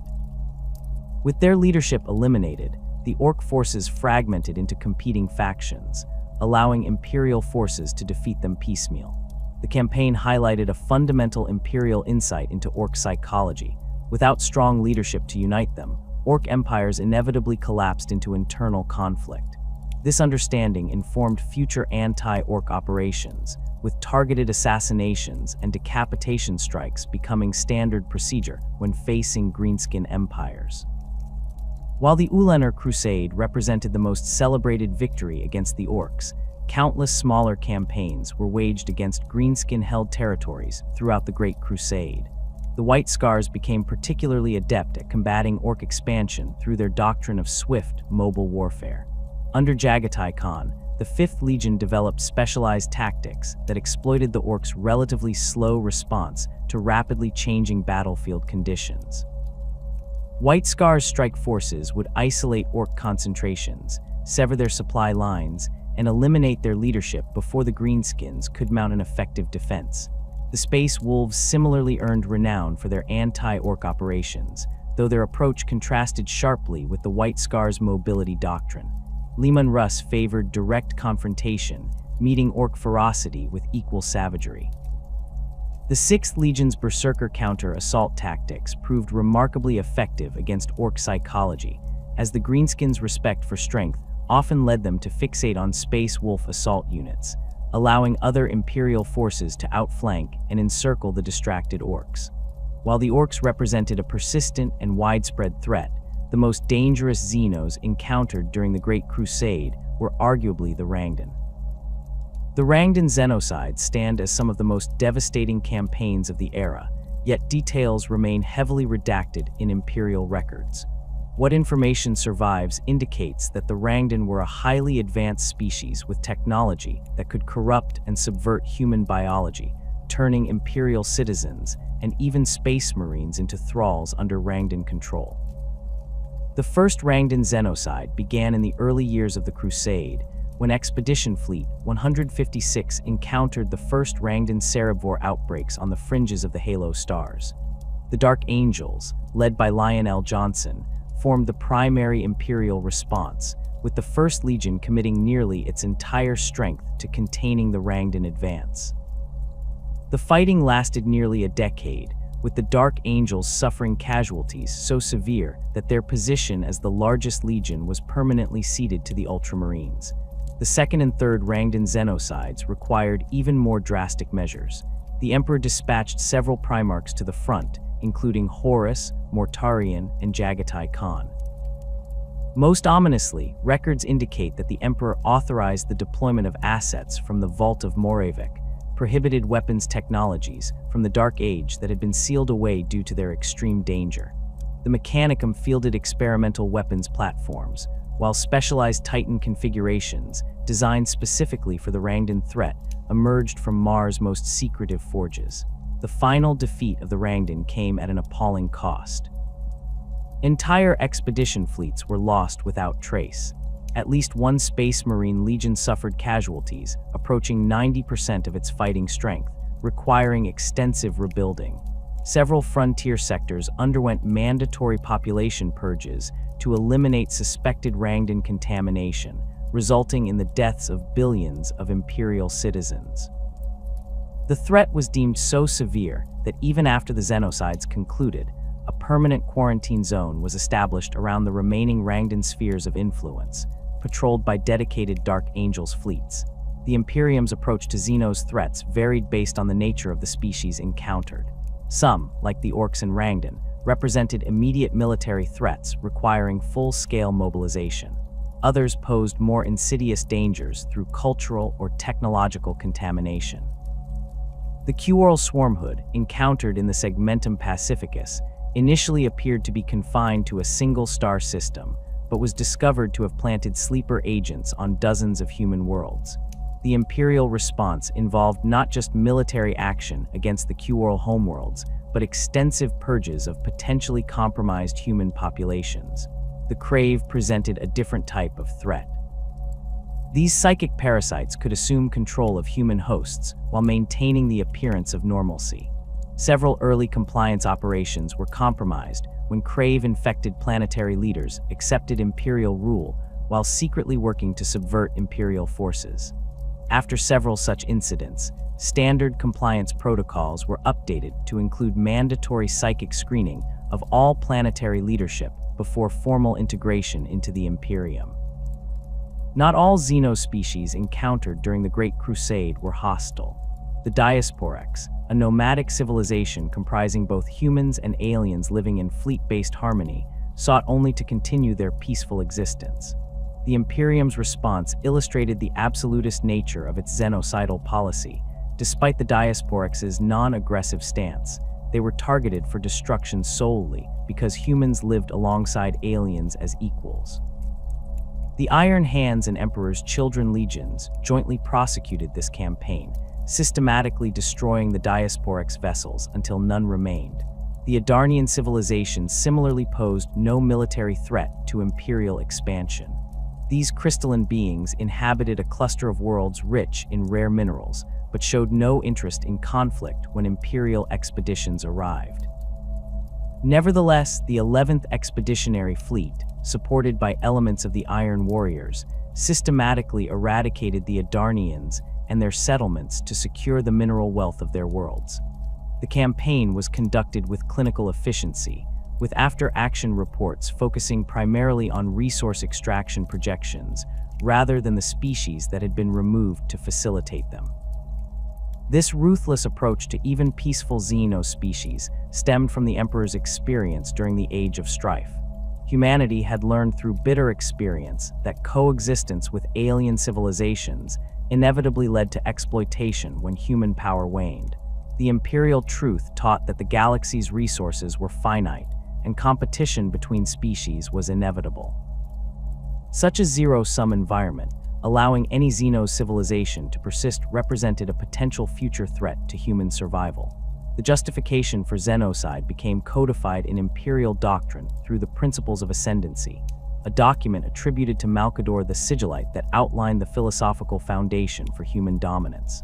It argued that humanity's destiny as the galaxy's dominant species was not merely a matter of preference, but of existential necessity. The document detailed historical examples of Xeno's betrayal during the Age of Strife, cataloging thousands of human worlds that had fallen to alien predation when warp storms isolated them from Terra's protection. Different Space Marine legions developed specialized approaches to combating specific Xeno's threats. The Ultramarines created dedicated tactical protocols for major Xeno species, with formations trained specifically for anti-Orc, anti-Eldari, or anti-Sloth operations. These protocols included specialized equipment loadouts, formation compositions, and battlefield doctrines tailored to exploit the weaknesses of particular alien physiologies and psychologies. The Death Guard excelled at warfare against Xenos that relied on biological weapons or inhabited toxic environments. Mortarian sons could operate in conditions that would kill even other Space Marines, allowing them to pursue retreating Xenos into environments the aliens believed would provide safe haven. During the purge of the Jorgal enclaves in the Kenath cluster, Death Guard forces followed the retreating aliens into ammonia-rich atmospheres that would have been instantly fatal to unprotected humans, systematically eliminating the Xenos in environments they had considered secure. The Night Lords specialized in psychological warfare against sentient Xenos. Conrad Kerr's legion studied alien thought patterns and cultural taboos, then weaponized this knowledge to maximize terror. When facing the avian Nephilim, Night Lords forces deliberately targeted nesting sites and violated reproductive rituals, actions that had devastating psychological impacts beyond their tactical significance. The resulting psychological collapse often led to mass surrenders or suicides, greatly accelerating the xenocide process. The Alpha Legion developed perhaps the most sophisticated approach to Xeno's elimination. Rather than direct military confrontation, Alpharius's warriors infiltrated alien societies, identified structural weaknesses, and engineered internal conflicts.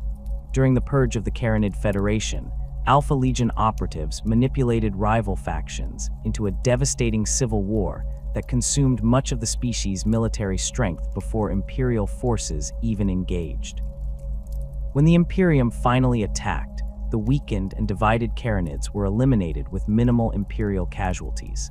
These specialized approaches to xenocide reflected the Imperium's growing understanding of alien psychology and biology. Early Crusade operations often relied on overwhelming force applied indiscriminately, but as the Imperium encountered more diverse Xeno civilizations, its methods became increasingly targeted and efficient. This evolution represented not a softening of the Imperium's xenocidal policy, but its refinement into a more effective implementation. The long-term consequences of the Imperium's xenocidal campaigns transformed the galactic ecosystem. Entire species that had evolved over millions of years were eliminated in campaigns lasting mere months. Worlds that had hosted diverse alien biospheres were sterilized and repopulated with Terran-compatible life forms. The deliberate extinction of countless species represented an irreversible reduction in galactic biodiversity, the full implications of which would not become apparent for millennia. Some within the Mechanicum recognized the potential loss of valuable biological and technological knowledge represented by these extinctions.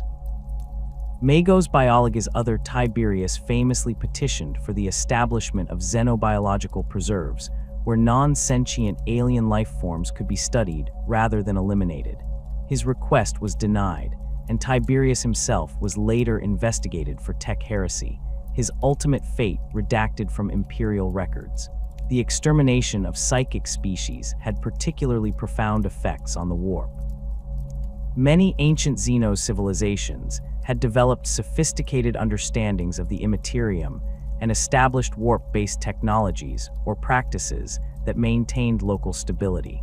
Their elimination sometimes resulted in increased warp turbulence in regions where they had once provided a calming influence. In the Perseus arm, the eradication of the Cephalian mind choirs was followed by a measurable increase in warp storms throughout the sector, forcing the rerouting of several major Imperial shipping lanes. The Great Crusade stands as perhaps the most significant military campaign of the Great Crusade before the Horus Heresy. What began as yet another operation against an expanding Xenos empire quickly revealed itself as something far more dangerous, the largest and most advanced Orc empire encountered by Imperial forces since leaving Terra. Intelligence reports from Mechanicum exploration vessels and Imperial army scout units painted an alarming picture. Dozens of star systems under Orc control, with hundreds of worlds serving as recruitment grounds for an ever-growing greenskin horde. At the heart of this empire stood Warlord Erlak-Erg, a beast of terrifying proportions and cunning intellect by Orc standards. Unlike the fractious and disorganized Orc forces encountered elsewhere, Erlak had managed to unite countless tribes under his iron-fisted rule.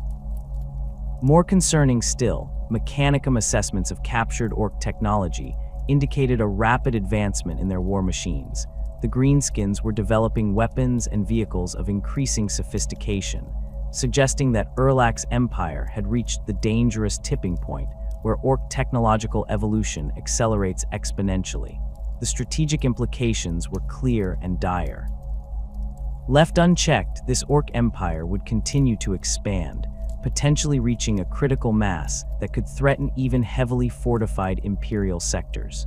The Emperor himself recognized the existential threat this posed and declared the Ulanor campaign a priority that would draw resources from across the Imperium.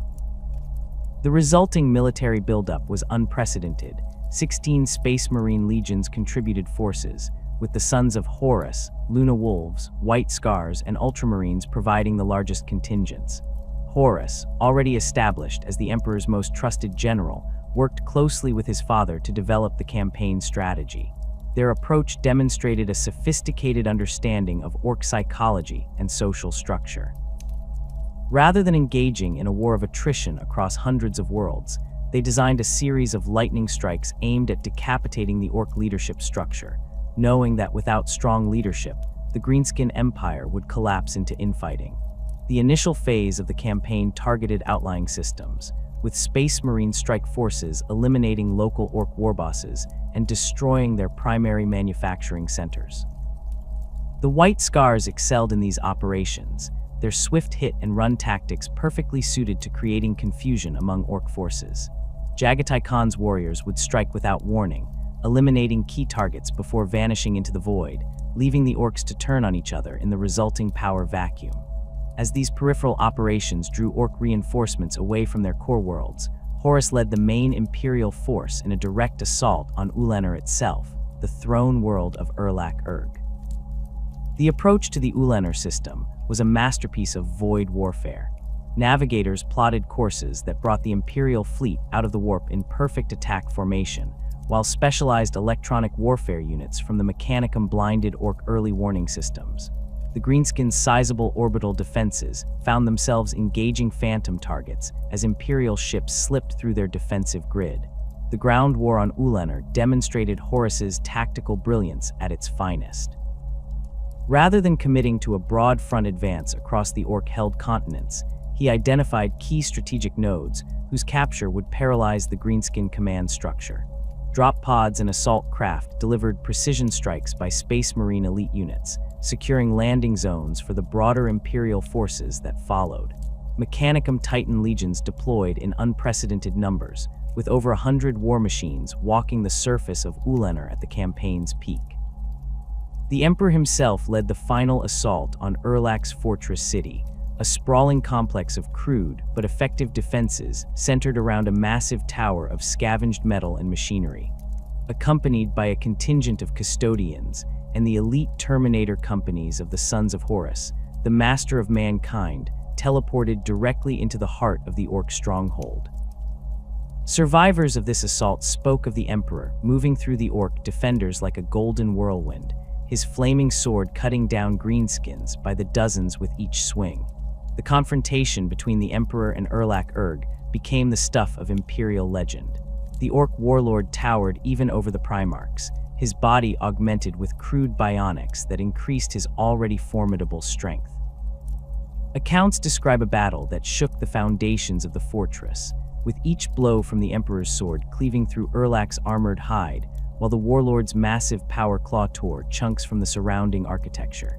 In the end, the Emperor struck a killing blow that not only ended Erlak's life, but allegedly sent a psychic shockwave through the Orc forces across the planet, momentarily stunning them and allowing Imperial forces to press their advantage. With their supreme leader fallen, the Orc Empire's cohesion shattered.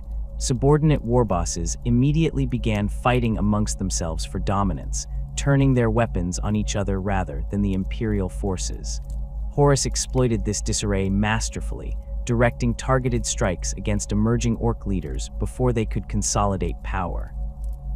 Within weeks, what had been the most dangerous Xenos empire in the galaxy had devolved into hundreds of warring factions, each too concerned with local dominance to mount an effective resistance against the Imperium. The military significance of the Ulanor victory cannot be overstated. The campaign eliminated a threat that could have potentially halted the Great Crusade's momentum and forced the Imperium into a defensive posture. It secured hundreds of worlds for Imperial compliance and freed dozens of expedition fleets to resume their original missions. Perhaps most importantly, it demonstrated that even the most formidable Xenos empires could not stand against the combined might of humanity when led by the Emperor and his Primarchs. Beyond its immediate strategic impact, the Ulanor Crusade became a watershed moment in Imperial history for another reason entirely: the grand triumph and the momentous decisions that followed. With the military campaign concluded, the Emperor declared that such a significant victory deserved commemoration on a scale befitting its importance. Imperial forces constructed a massive parade ground on the former site of Erlak's fortress, transforming the battlefield into a stage for what would become known as the Triumph of Ulanor. The triumph represented the high watermark of the Great Crusade, a moment when the Emperor's vision seemed fully realized and the future of humanity appeared bright with promise. Nearly all the Primarchs attended, with only a few absent due to campaigns too distant or critical to abandon. Over 100,000 Space Marines stood in perfect formation, their armor gleaming in the sun of Ulanor. Mechanicum Titans lined the parade grounds, while Imperial Army regiments stretched to the horizon. Newly compliant human worlds sent representatives to witness the spectacle, many seeing the Emperor in person for the first time. The ceremony began with a procession of the Primarchs, each accompanied by honor guards from their respective legions. The assembled forces and spectators witnessed the full majesty of the Emperor's transhuman sons gathered together, a sight few would ever see again. The diversity of the Primarchs was on full display: the noble bearing of Sanguinius with his magnificent wings, the stoic presence of Rogel Dorn, the cold efficiency of Lionel Johnson, the calculating intelligence of Robute Gilliman, and the savage power of Leman Russ. The Emperor addressed the assembled forces from a specially constructed dais, his psychic presence amplifying his words so that even those at the farthest edges of the gathering could hear him clearly. He spoke of humanity's destiny among the stars, of the Great Crusade's purpose in reuniting the scattered fragments of mankind, and of the imperial truth that would guide humanity away from the superstition and ignorance that had characterized the Age of Strife. To many present, it seemed the culmination of all they had fought for, visible proof that the Emperor's grand vision was becoming reality. What followed, however, would change the course of the Crusade forever. The Emperor announced his intention to return to Terra, explaining that matters of great importance required his personal attention.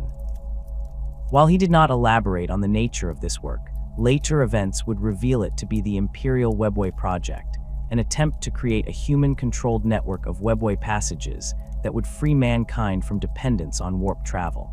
This announcement sent a ripple of surprise through the gathering, as many had assumed the Emperor would continue to lead the crusade personally until its completion. More shocking still was his next proclamation. Stepping forward, the emperor designated Horus as War Master, supreme commander of all imperial military forces. This elevation placed one Primarch above his brothers, granting Horus authority over not just his own legion, but all imperial military assets.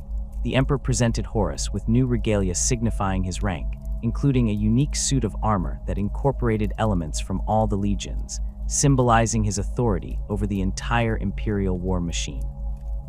The reactions among the Primarchs to this announcement varied widely. Some, like Sanguinius and Fulgrim, openly celebrated Horus's elevation, considering it a worthy recognition of his accomplishments. Others, particularly Angron and Perturabo, displayed visible discontent, perhaps seeing it as evidence of favoritism. Most maintained carefully neutral expressions, their true thoughts hidden behind masks of transhuman control. Rogel Dorn, notably, was among the first to kneel before the newly named War Master, his gesture of submission setting an example for others to follow.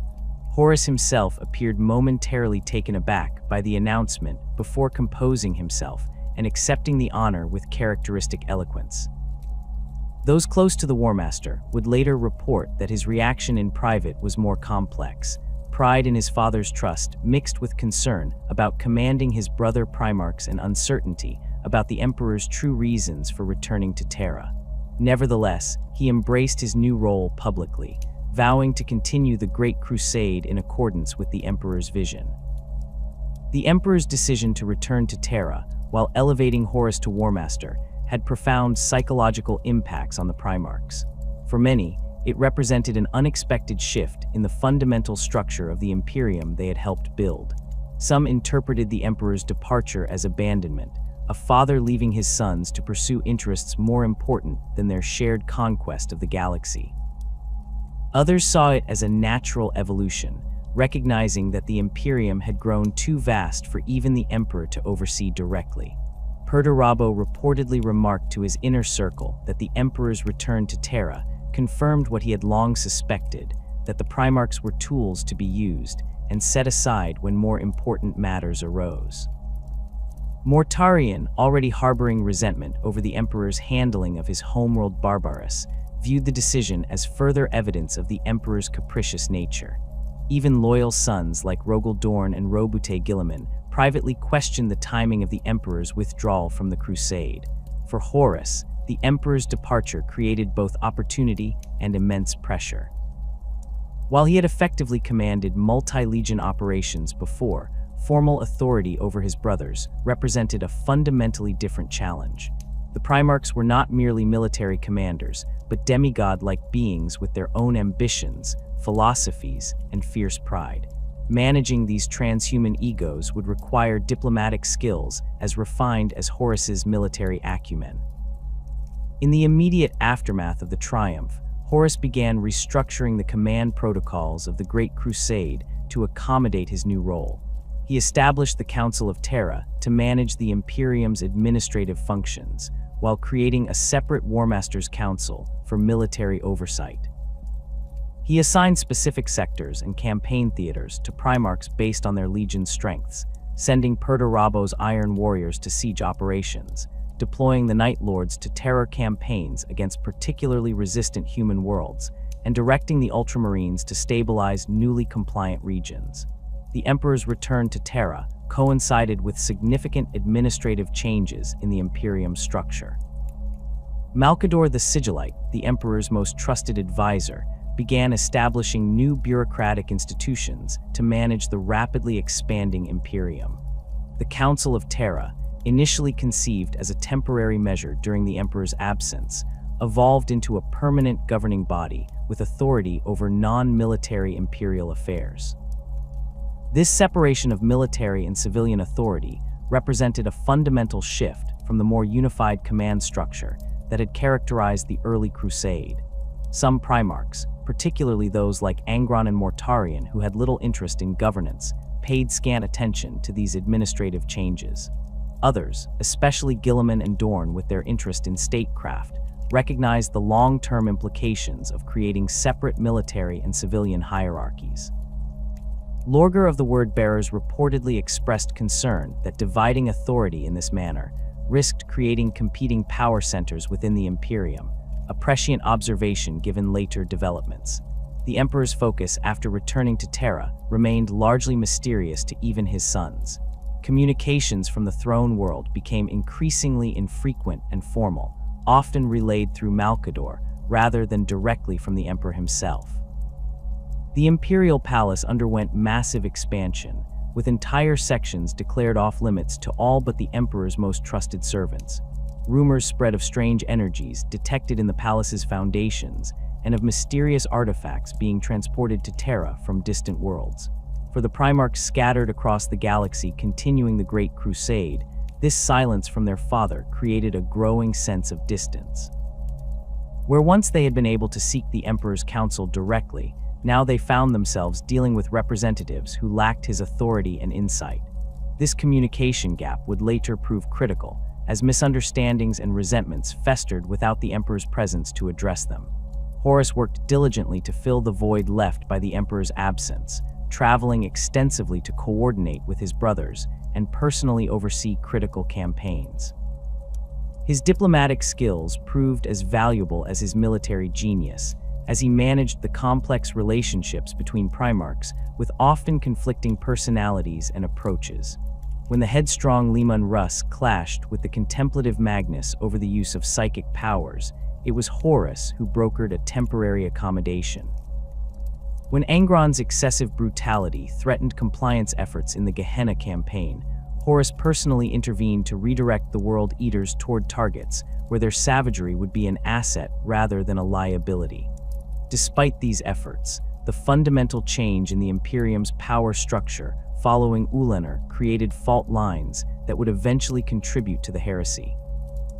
The Emperor's decision to elevate one son above the others, combined with his withdrawal to Terra for purposes not fully explained even to the Primarchs, planted seeds of doubt and resentment. The triumph of Ulanor, intended to celebrate humanity's greatest victory, inadvertently set in motion events that would lead to its greatest tragedy. The immediate aftermath of Ulanor, however, saw the Great Crusade continue with renewed vigor under Horus's direction.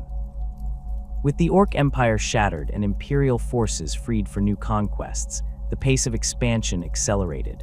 The newly appointed War Master proved worthy of his title, coordinating campaigns across thousands of light years with remarkable effectiveness. For a time, it seemed the Emperor's decision had been prescient. Horus appeared to be the perfect choice to lead humanity's armies, while the Master of Mankind attended to matters on Terra. The Great Crusade reached its zenith during the years following the triumph of Ulanor. With Horus elevated to War Master and the Emperor returned to Terra, the Imperium's expansion accelerated to an unprecedented pace. Nearly 1 million worlds acknowledged Imperial authority, with hundreds more being added each year. This vast domain stretched across 5 segmentums, encompassing countless human civilizations that had developed in isolation during the Age of Strife.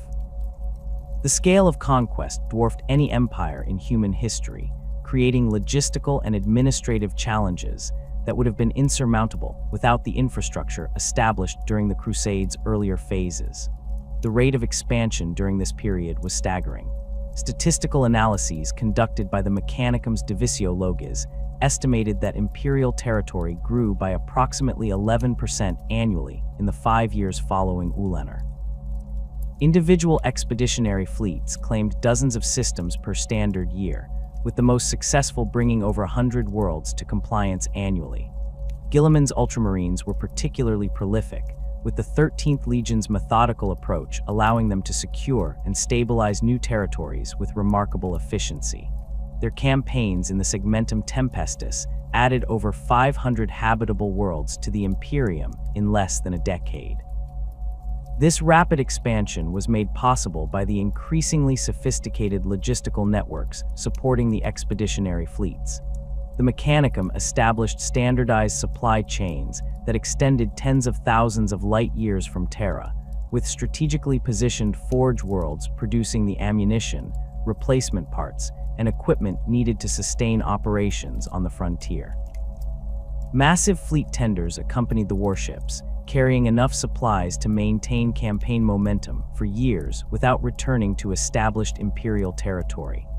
Specialized astropathic relay stations formed a communication grid that, while still subject to the vagaries of the warp, provided reasonably reliable contact between distant fleets and command centers. The Adeptus Munitorum, which had begun as a relatively small organization coordinating supplies for the early Crusade fleets, evolved into a vast bureaucracy with offices on thousands of worlds.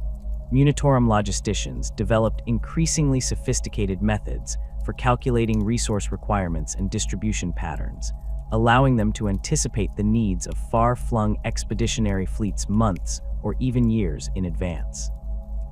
Standardized equipment templates ensured that weapons and vehicles produced on distant Forge worlds would be compatible with those manufactured in the Sol system, creating interchangeable parts that simplified maintenance and repairs. Transport networks became increasingly formalized during this period. Major warp routes were mapped and classified according to their reliability and transit times. Primary arterials connected the most significant Imperial worlds, with scheduled convoy movements ensuring regular supply deliveries. Secondary routes linked smaller systems to these main thoroughfares, while tertiary pathways served frontier regions where warp conditions remained less predictable. Naval assets were strategically positioned along these routes to respond to threats, with rapid reaction forces stationed at major junction points.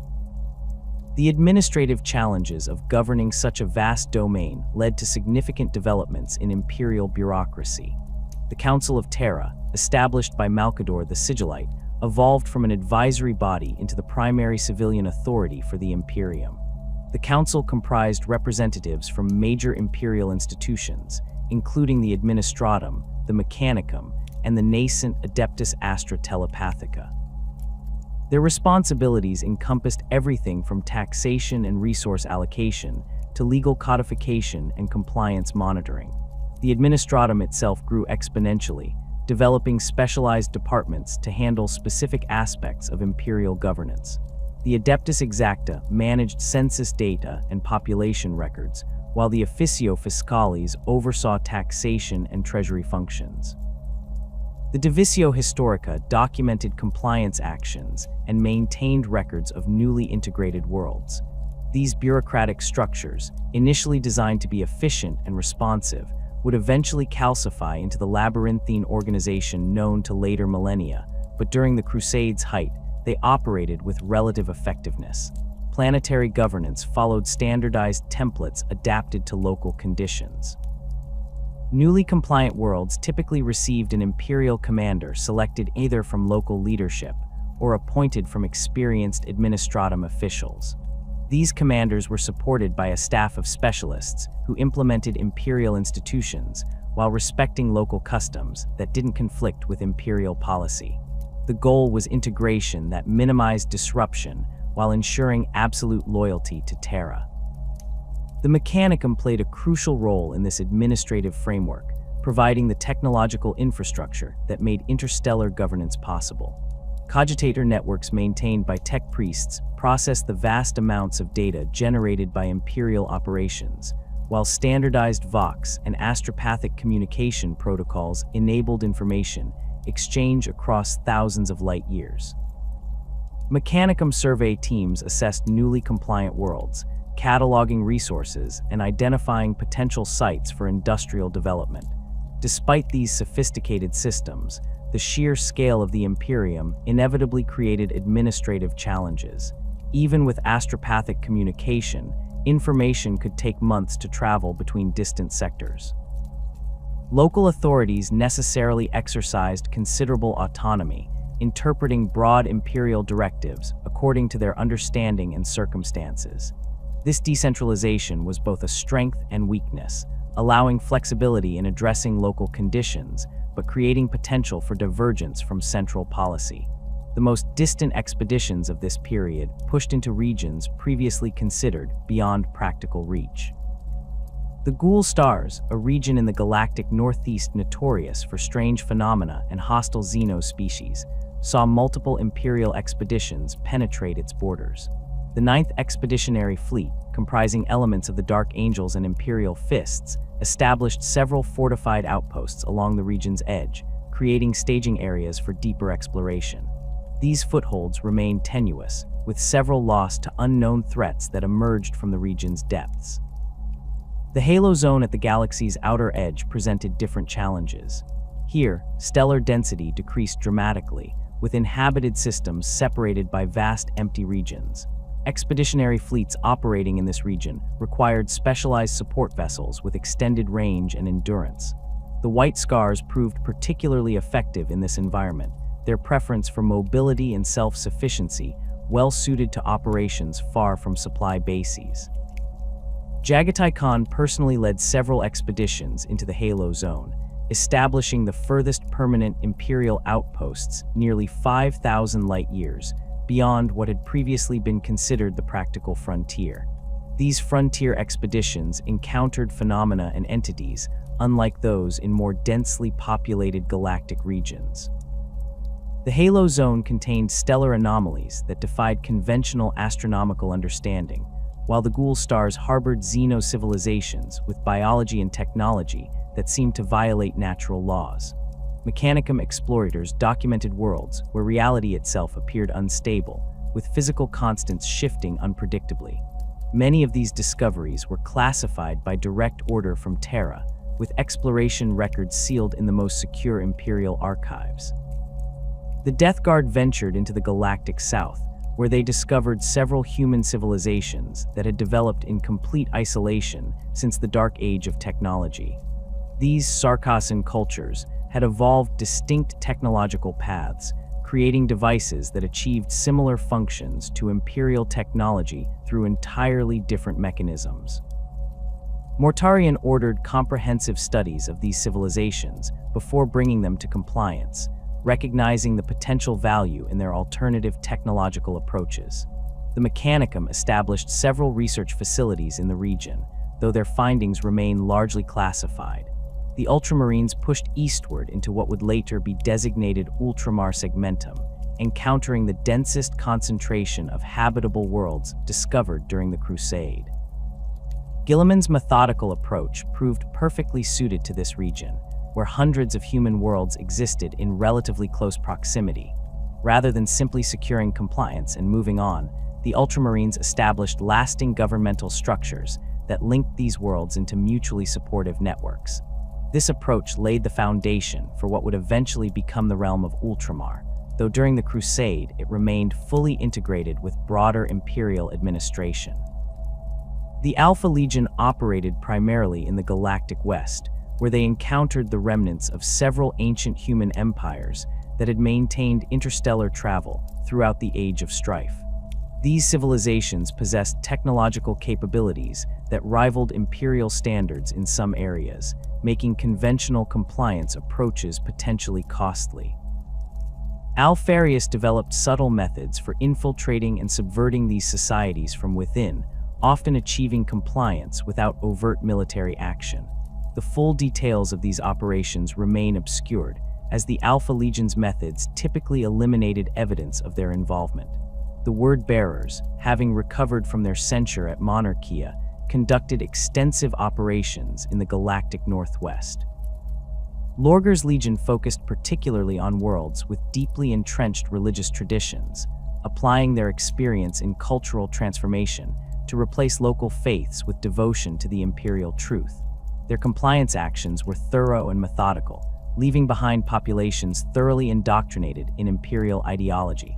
Unknown to Imperial authorities, however, these later compliance actions increasingly incorporated subtle elements of chaos worship disguised as Imperial ritual. The logistical demands of supporting these far-flung expeditions required innovations in supply chain management. The Mechanicum developed specialized warp-capable cargo vessels designed specifically for long-duration support missions. These ships, designated Longevous Pattern Supply Haulers, carried modular cargo sections that could be detached and left at forward bases while the main vessel continued to other destinations. This system allowed a single supply ship to service multiple expeditionary fleets on a single voyage, dramatically improving efficiency. Fuel represented a particular challenge for distant operations. While most Imperial vessels could operate for years between major refueling, sustained high-energy operations depleted reserves more quickly.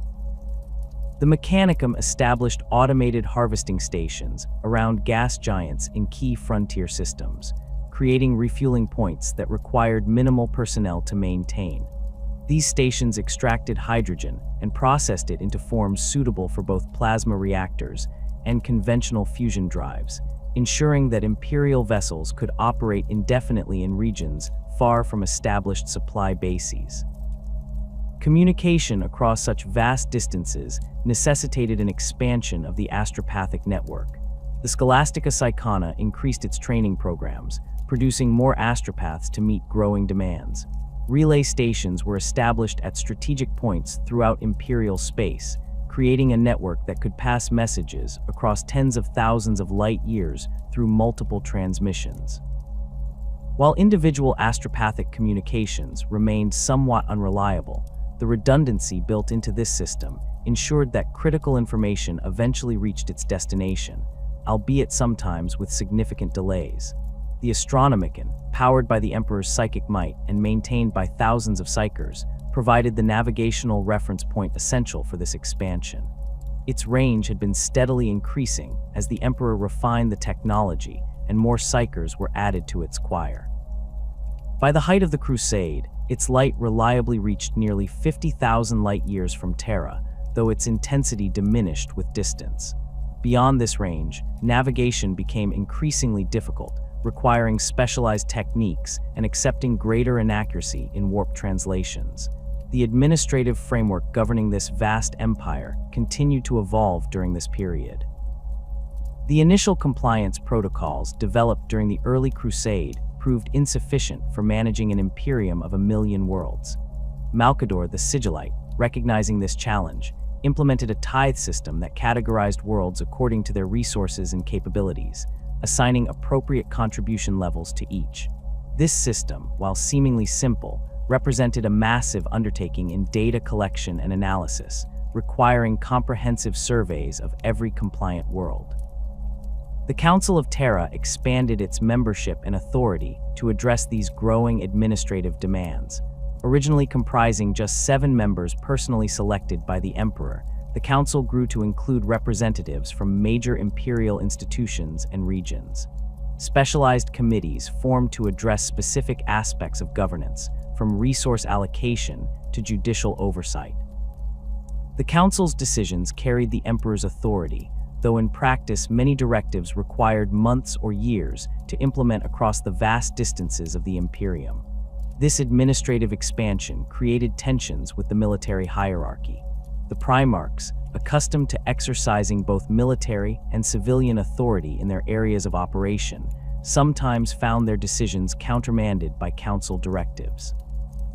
Horus, as War Master, attempted to mediate these conflicts, but the fundamental division between civilian and military authority created structural friction that would later contribute to the heresy. The scale of imperial expansion during this period is perhaps best illustrated by the resources committed to frontier operations. At any given time, approximately 40% of all Space Marine legions were deployed beyond established imperial borders, with another 35% engaged in consolidation operations in recently compliant regions.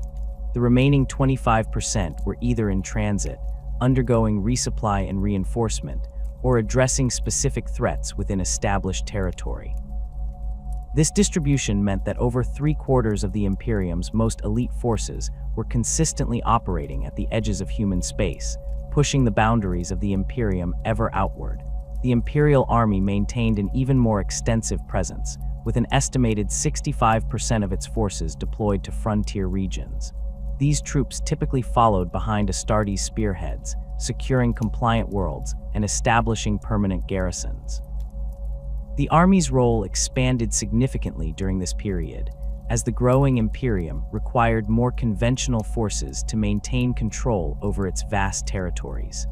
Specialized army formations developed for particular environments or mission profiles, creating a more diverse and adaptable force than the relatively uniform armies of the early Crusade. The Mechanicum similarly committed unprecedented resources to expansion, with explorator fleets operating alongside military expeditions throughout the galaxy. These technical specialists not only supported combat operations, but also assessed newly discovered technologies and established industrial infrastructure on compliant worlds.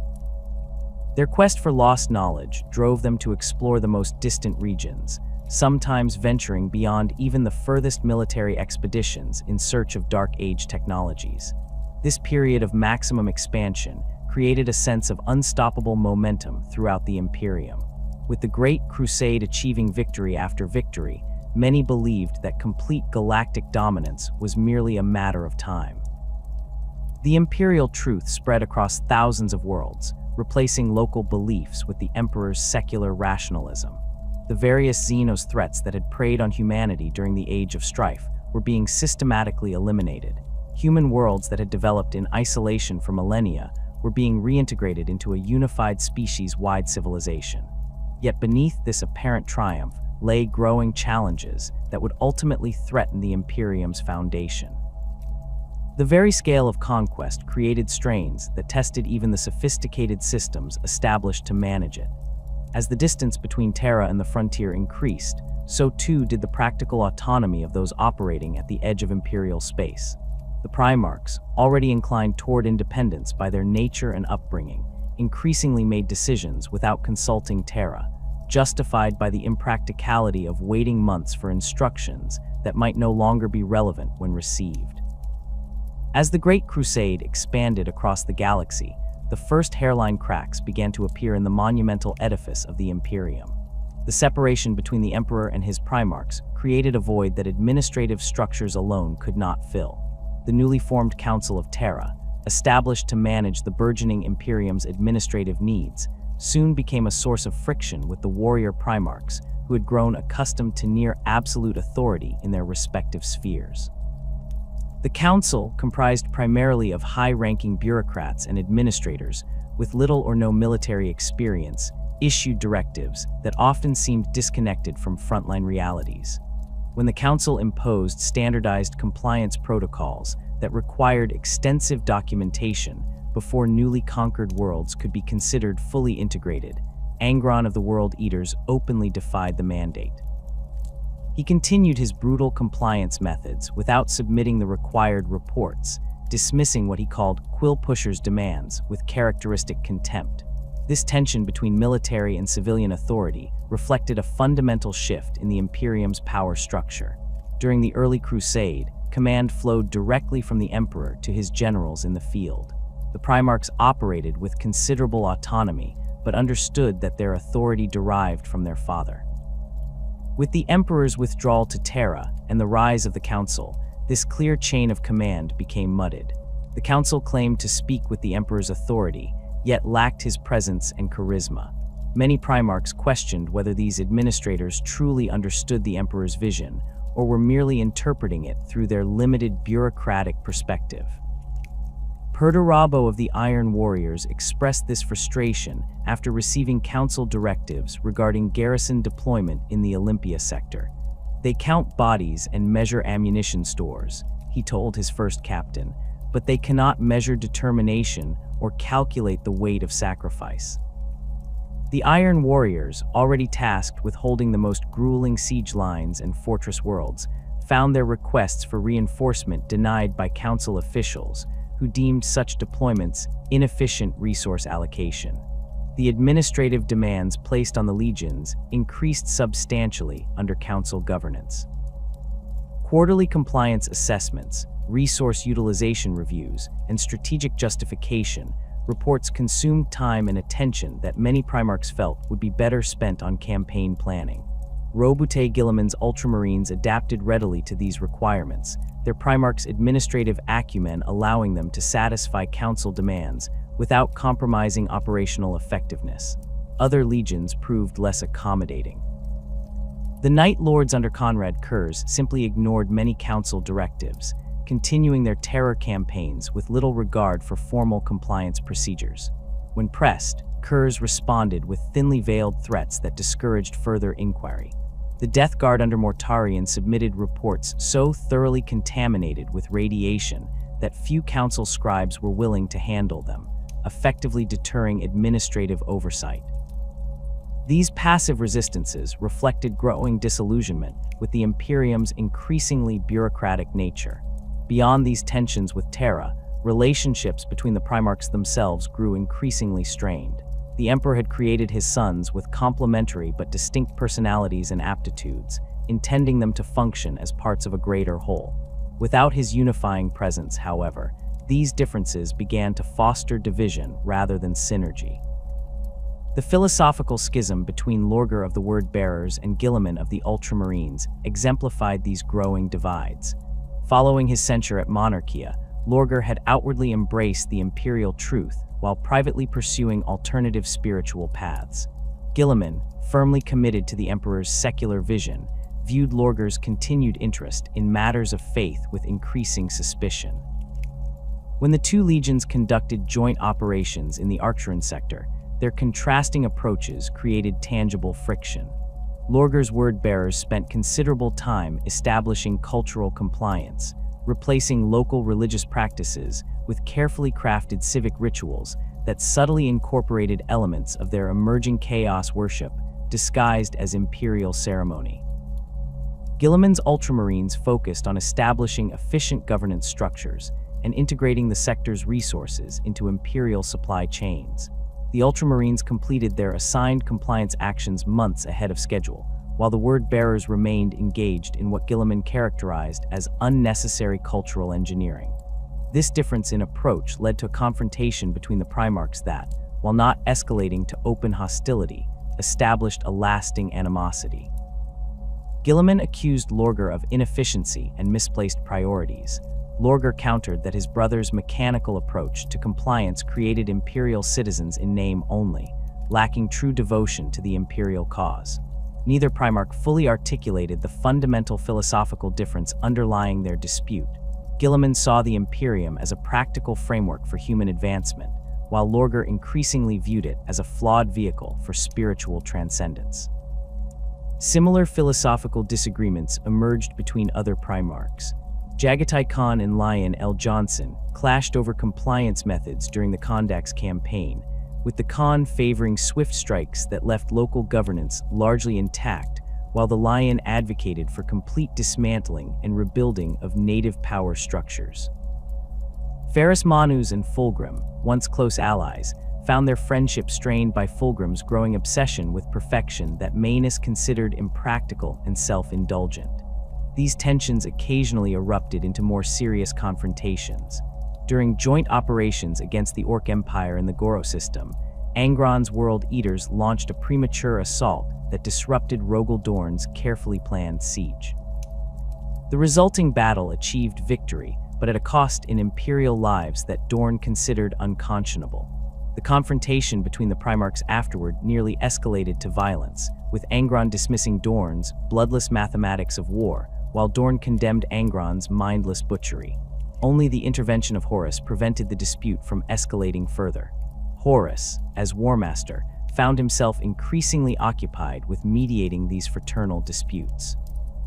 His diplomatic skills were tested as never before as he attempted to balance the Primarchs, competing egos and divergent approaches while maintaining the Crusade's momentum.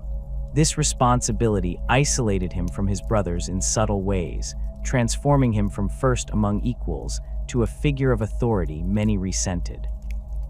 Horus confided to his equerry Malaghurst that he sometimes felt caught between Terra's demands and his brother's resistance, with neither side fully appreciating the pressures he faced.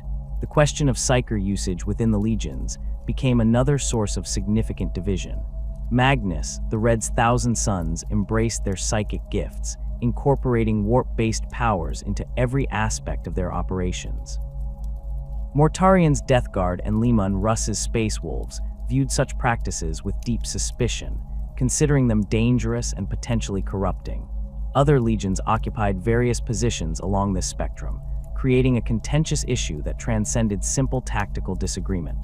The debate reached its peak following the Aghoru compliance, where Thousand Sons librarians used their powers to communicate with a Xenos entity the space wolves had intended to destroy. The resulting confrontation between Legion forces required Horus's personal intervention to prevent bloodshed. In the aftermath, both Magnus and Russ appealed to the War Master for support of their positions, placing Horus in an impossible mediating role. The intensity of this disagreement prompted Malkador the Sigillite to advise the Emperor that a definitive ruling on psychic usage had become necessary. The Emperor agreed, recognizing that allowing this division to fester threatened the Crusade's cohesion. He summoned representatives from all legions to Nicaea, a remote world chosen specifically for its isolation and neutrality, to address what had become known as the Librarian Question. The Council of Nicaea represented the most significant gathering of imperial leadership since the triumph of Ulaner.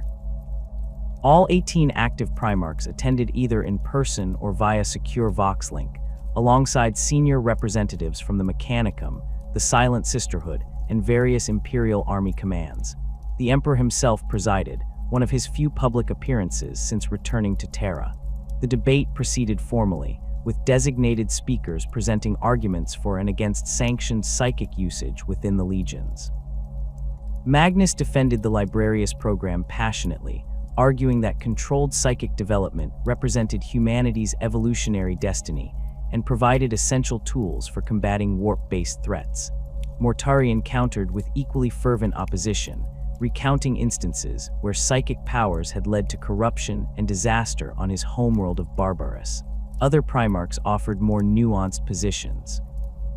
Sanguinius acknowledged the risks of psychic power, but suggested that proper training and oversight could mitigate these dangers. Corvus Corax proposed strict limitations rather than outright prohibition, allowing psychic usage only in specific tactical situations. Fulgrim advocated for a case-by-case assessment based on each legion's demonstrated control and discipline. The Emperor listened to these arguments in silence, his expression revealing nothing of his thoughts. When all designated speakers had concluded, he rendered his judgment. The Librarius programs would be disbanded, and the use of psychic powers by Space Marines prohibited. However, he established the framework for a future Librarian program that would operate under strict Imperial oversight, suggesting that this prohibition might not be permanent once proper safeguards were developed. This ruling satisfied neither extreme. Magnus considered it a rejection of humanity's potential and a personal rebuke of his legion's practices. Mortarion and Russ viewed the provision for a future Librarius as an unacceptable compromise with forces they considered inherently dangerous. Even Primarchs with moderate positions found the Emperor's decision problematic for different reasons, some considering it too restrictive, others not restrictive enough. The Emperor's failure to fully explain his reasoning contributed to this dissatisfaction. He presented the decision as necessary for the Imperium's security without elaborating on the specific dangers he foresaw. This opacity, combined with his increasingly distant manner, left many Primarchs feeling that their perspectives had not been truly considered. Magnus, in particular, departed Nicaea with a sense of betrayal that would have profound consequences. The implementation of the Nicaea Edict created practical challenges for legions that had integrated psychic abilities into their operational doctrine. The Thousand Sons faced the most significant disruption, as their entire combat approach relied heavily on coordinated psychic actions. The Blood Angels and White Scars, while less dependent on such powers, still required substantial tactical adjustments.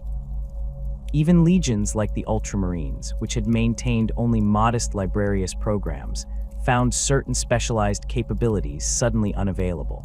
Beyond these practical concerns, the Nicaea Edict highlighted a growing cultural divide within the Imperium. The Emperor had founded his realm on the imperial truth, a rationalist, secular philosophy that rejected superstition and religious thinking. Yet his prohibition of psychic powers seemed to many Astartes to stem from fear rather than reason, particularly as the Emperor himself was known to be the most powerful human psyker in existence. This apparent contradiction created cognitive dissonance that undermined confidence in the consistency of imperial doctrine. The edict also revealed divergent interpretations of the imperial truth itself. Some legions, particularly the Word-Bearers and Emperor's Children, had begun to view the truth less as a philosophical framework and more as a set of doctrinal pronouncements to be followed without question. Others, like the Thousand Sons and Alpha Legion, interpreted it as encouraging intellectual exploration within certain boundaries. These different understandings reflected broader cultural differences that had developed as the legions evolved distinct identities. The Iron Warriors and Imperial Fists exemplified another form of ideological division. Both legions excelled at siege warfare and fortification, but approached these specialties from fundamentally different perspectives. Rogel Dorn's Imperial Fists viewed defensive works as expressions of permanence and security, physical manifestations of the Imperium's enduring nature.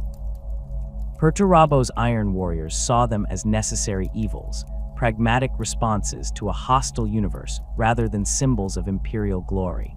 This philosophical difference informed their broader views of the Imperium itself.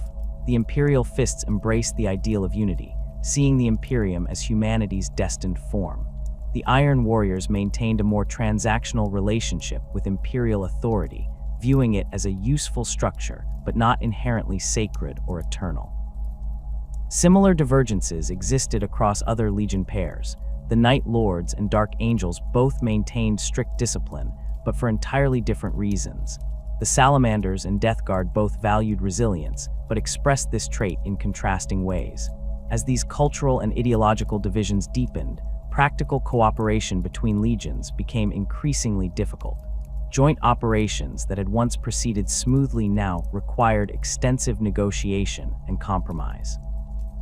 The Cave's Persecution, a campaign against Dark Eldar raiders that involved elements from 5 different legions, became notorious for its command disputes and coordination failures. What should have been a straightforward operation stretched into a grueling 18-month campaign due largely to inter-legion friction. Horus attempted to address these growing divisions by establishing regular conclave meetings where Primarchs could air grievances and resolve disputes in a controlled environment. These gatherings achieved limited success, often serving more to formalize existing divisions than to heal them. The Primarchs, designed to be distinct individuals rather than identical copies, found their differences amplified by the stresses of continuous warfare and the absence of their father's unifying presence. The cultural drift extended beyond the Primarchs to affect their legions at all levels. Astartes, who had once served together in mixed legion task forces, now found themselves struggling to understand their cousins' methods and motivations.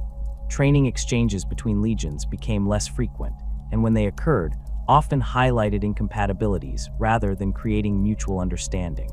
The Great Crusade had sought to unite all humanity under a single banner, but the reality of human diversity made complete standardization impossible. Different human populations had evolved distinct cultural practices and even physiological adaptations during the long isolation of Old Night. Some, like the void-adapted humans of the Adrantes Nebula or the radiation-resistant clans of Baal Secundus, possessed genetic modifications that made them visibly distinct from baseline humanity. The Imperium's approach to these variations became another source of ideological division. Some Primarchs, particularly Vulcan and Corvus Corax, advocated for inclusive policies that accommodated human diversity within the broader imperial framework. Others, like Mortarion and Fulgrim, favored stricter definitions of acceptable human variation, viewing significant deviations as potential threats to species cohesion. This disagreement played out most visibly during the compliance of the Osiris Cluster, where human populations had developed extensive genetic modifications to survive their toxic homeworlds. Mortarion's Death Guard recommended purging these populations as deviant, while Vulcan's salamanders argued for their acceptance as legitimate expressions of human adaptability. The dispute escalated to Horus, who ultimately ruled in favor of acceptance with monitoring, a compromise that satisfied neither faction completely. As the Great Crusade approached its 2nd century, the pace of imperial expansion began to subtly shift. The explosive growth that had characterized the decades following Ulanor gradually gave way to a more measured approach focused on consolidation and governance. The final major campaigns before the heresy reflected this changing emphasis. with several Primarchs redirecting their efforts from pure conquest to establishing sustainable imperial rule in their areas of operation. The Arc-Reach Cluster campaign exemplified this transition. What began as a standard compliance action by the Thousand Suns evolved into a complex operation involving multiple legions. The cluster contained human civilizations that had maintained advanced technology through the Age of Strife, making them valuable additions to the Imperium. However, these societies had developed in isolation for millennia, creating cultural and political structures resistant to imperial integration. Magnus the Red initially approached the campaign with characteristic scholarly interest, documenting the cluster's unique technological developments while implementing standard compliance protocols. The discovery of extensive psychic practices among the population complicated matters, especially in the wake of the Nicaea Edict. When local resistance stiffened, the Space Wolves were deployed as reinforcements, bringing their anti-psyker stance into direct conflict with Magnus's more accommodating approach. The resulting operation succeeded militarily, but highlighted the growing divisions within the Crusade's leadership. The compliance was achieved at the cost of destroying much of the cultural and technological uniqueness that had made the cluster valuable in the first place. This pattern, successful military action undermined by ideological conflicts, became increasingly common in the Crusade's final years. In the Galactic East, the Ultramarines conducted their last major expansion campaign in what would later become Ultramar. Roboute Guilliman had developed a distinct approach to imperial expansion, focusing on creating sustainable governance structures rather than merely achieving military compliance. The 500 Worlds campaign saw his legion methodically integrating dozens of star systems into a cohesive network, establishing standardized administrative protocols that allowed these disparate worlds to function as a unified entity. Guilliman's approach represented a natural evolution of the Crusade's purpose. Where earlier compliance actions had focused primarily on bringing worlds under imperial authority, the Ultramarines now emphasized creating lasting structures that would allow these territories to contribute meaningfully to the broader Imperium. This shift reflected Guilliman's understanding that conquest without consolidation was ultimately futile, a perspective that put him increasingly at odds with more militant Primarchs. The Death Guard under Mortarion conducted their final significant campaign against the Xenos' tainted human enclaves in the Barbaros sector.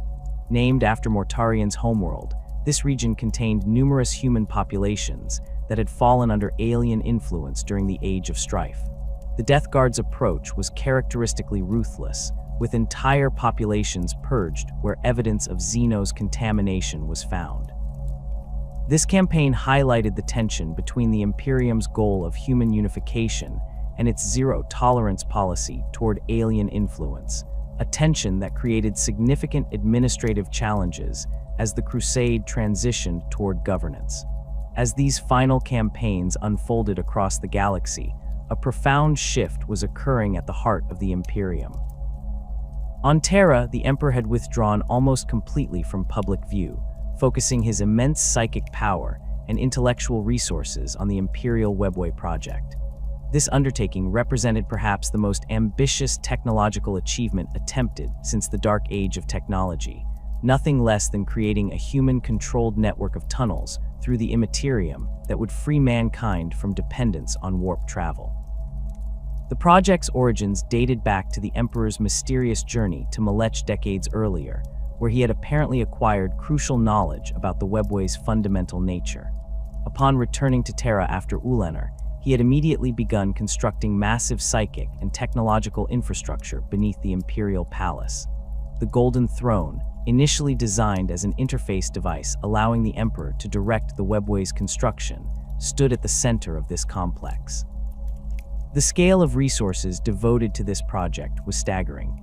Thousands of Mechanicum adepts worked continuously on technical aspects of the Webway interface, while the Emperor himself spent months at a time seated upon the Golden Throne, his consciousness projected into the half-real spaces between reality and the warp where the Webway existed. Hundreds of Psykers were sacrificed daily to power auxiliary systems, their life force channeled into maintaining the complex psychic shielding required to protect the project from warp predators. The strategic implications of the Imperial webway, had it been completed, cannot be overstated. Warp travel, while necessary for interstellar civilization, remained dangerous and unreliable. Ships occasionally disappeared entirely, arrived centuries off schedule, or returned with crews driven mad by warp exposure. The Astronomicon provided a navigational reference point, but its range was limited, and its maintenance required constant sacrifice of psychers. The webway would have eliminated these vulnerabilities. Based on the ancient network created by the Eldari, but modified for human use, it would have allowed instantaneous travel between connected points without exposure to the warp's dangers. Imperial ships could have moved between star systems in hours rather than weeks or months, with no risk of temporal distortion or demonic attack. Communications would have been similarly improved, creating a truly unified Imperium where coordination between distant sectors occurred in real time rather than with months of delay.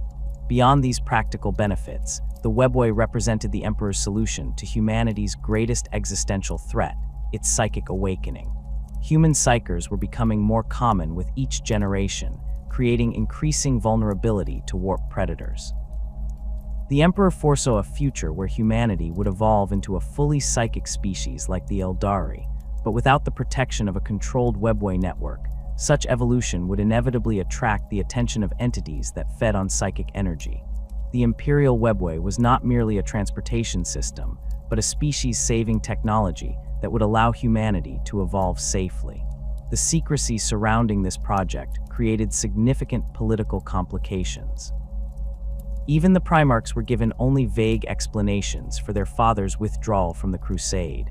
This information vacuum contributed to the growing sense of abandonment among the Emperor's sons and fueled speculation about his true intentions. Some, like Horus, began to wonder if the Emperor had simply used them to achieve his immediate goals before moving on to more important matters. As the Emperor focused on the webway, the practical governance of the Imperium increasingly fell to Malcador the Sigillite and the Council of Terra. This shift from military leadership to civilian administration represented another significant transition in the Crusade's final years. The Council, comprised primarily of administrators and bureaucrats with little or no combat experience, approached imperial governance from a perspective that often clashed with the military pragmatism of the Primarchs. New taxation systems were implemented to fund the Imperium's growing administrative needs. Compliance protocols were standardized and formalized, reducing the autonomy that expedition fleets had previously enjoyed. Resource allocation became increasingly centralized, with the Council making decisions about which campaigns deserved priority based on economic rather than strategic considerations. These changes, while necessary for long-term stability, created friction with military leaders accustomed to operational freedom. The establishment of the Adeptus Terra as a formal governmental body marked the institutionalization of this civilian authority. Unlike the ad hoc administrative structures of the early Crusade, the Adeptus Terra represented a permanent bureaucracy designed to manage the Imperium in perpetuity. Its various divisions, the Administratum, the Adeptus Munitorum, the Adeptus Astra Telepathica, and others, formed specialized organs within this growing governmental body. This administrative expansion coincided with a gradual reduction in the Legiones Astartes' non-military authority. Where Space Marines had once served as governors, judges, and administrators on newly compliant worlds, these roles increasingly fell to civilian officials dispatched from Terra. The Primarchs and their legions were expected to focus solely on military matters, leaving governance to those specifically trained for it. Some Primarchs adapted readily to this new paradigm.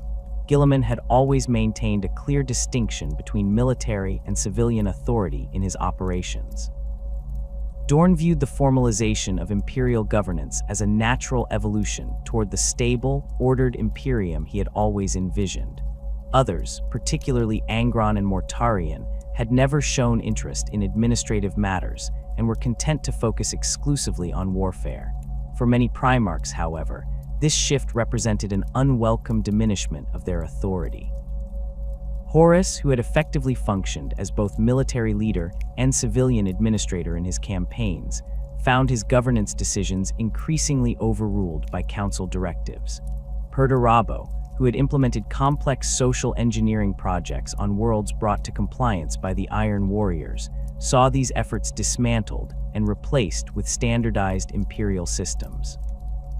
Lorgar, whose compliance actions had always emphasized cultural and spiritual transformation, faced particular resistance from the secular bureaucracy. This tension between military and civilian authority created administrative inefficiencies that hampered the Crusade's final years. Expedition fleets found themselves waiting for council approval before implementing compliance measures, while civilian administrators arrived on newly conquered worlds with little understanding of local conditions. The practical partnership between military conquest and civilian integration that had characterized the Crusade's most successful periods began to break down as these spheres of authority became increasingly separate and sometimes antagonistic. Despite these growing pains, the Imperium at the close of the Great Crusade represented an achievement unparalleled in human history. From a single world, humanity had reclaimed a domain spanning millions of stars. Ancient technologies lost during Old Night had been rediscovered and implemented across thousands of worlds. Human populations that had developed in isolation for millennia were reintegrated into a species-wide civilization. Xeno's threats that had preyed on scattered human colonies were systematically eliminated, creating unprecedented security for Imperial citizens. The infrastructure supporting this vast domain was equally impressive. Standardized manufacturing protocols ensured that equipment produced on distant Forge worlds would be compatible with systems built in the Sol system. Astropathic choirs maintained communication networks spanning tens of thousands of light years. The Imperial army garrisoned hundreds of thousands of worlds, while the Legiones Astartes stood ready to respond to any threat too great for conventional forces to handle. The Great Crusade's legacy extended beyond these material achievements to encompass profound cultural transformations. The imperial truth had replaced thousands of local belief systems with a unified philosophical framework emphasizing human potential and scientific understanding. Technical education had been standardized across compliant worlds, creating a common technological language that facilitated innovation and knowledge transfer. Even basic measures like standardized timekeeping, measurement systems, and currency created a sense of unity that transcended local planetary identities. Yet beneath these remarkable achievements lay the seeds of catastrophe. The Emperor's absence had created a leadership vacuum that the Council of Terra could not fully fill. The Primarchs, created as both generals and statesmen, found their role increasingly restricted to military matters at precisely the moment when the Crusade was transitioning toward governance. The separation between Terra's administrative authority and the expeditionary fleet's practical experience created systemic inefficiencies and resentments. Most dangerously, the philosophical unity that had driven the early Crusade had fragmented into competing visions of humanity's future. Some Primarchs remained committed to the secular rationalism of the imperial truth, while others had begun exploring alternative perspectives that incorporated spiritual or mystical elements. Some embraced the transition toward civilian governance, while others resisted what they saw as bureaucratic interference in military matters. These divisions, initially manageable through the Emperor's personal authority, became increasingly problematic in his absence. As the Great Crusade wound down, it left behind an Imperium poised between two possible futures. One path led toward the realization of the Emperor's vision, a unified human civilization spanning the galaxy, freed from the dangers of the warp by the Imperial webway, evolving toward a psychic maturity that would establish mankind as the dominant species in the universe. The other path led toward fragmentation, civil war, and stagnation, the collapse of the imperial dream into millennia of superstition and decline. The choices made by the Emperor's sons in the wake of his withdrawal to Terra would determine which of these futures would come to pass. The Great Crusade had united humanity across the stars, but maintaining that unity would prove a challenge beyond even the capabilities of the transhuman Primarchs. As Horus struggled with the burdens of the War Master's mantle and the Emperor focused his attention on the webway, the stage was set for the greatest tragedy in human history, a conflict that would transform the bright promise of the Great Crusade into 10,000 years of darkness and war.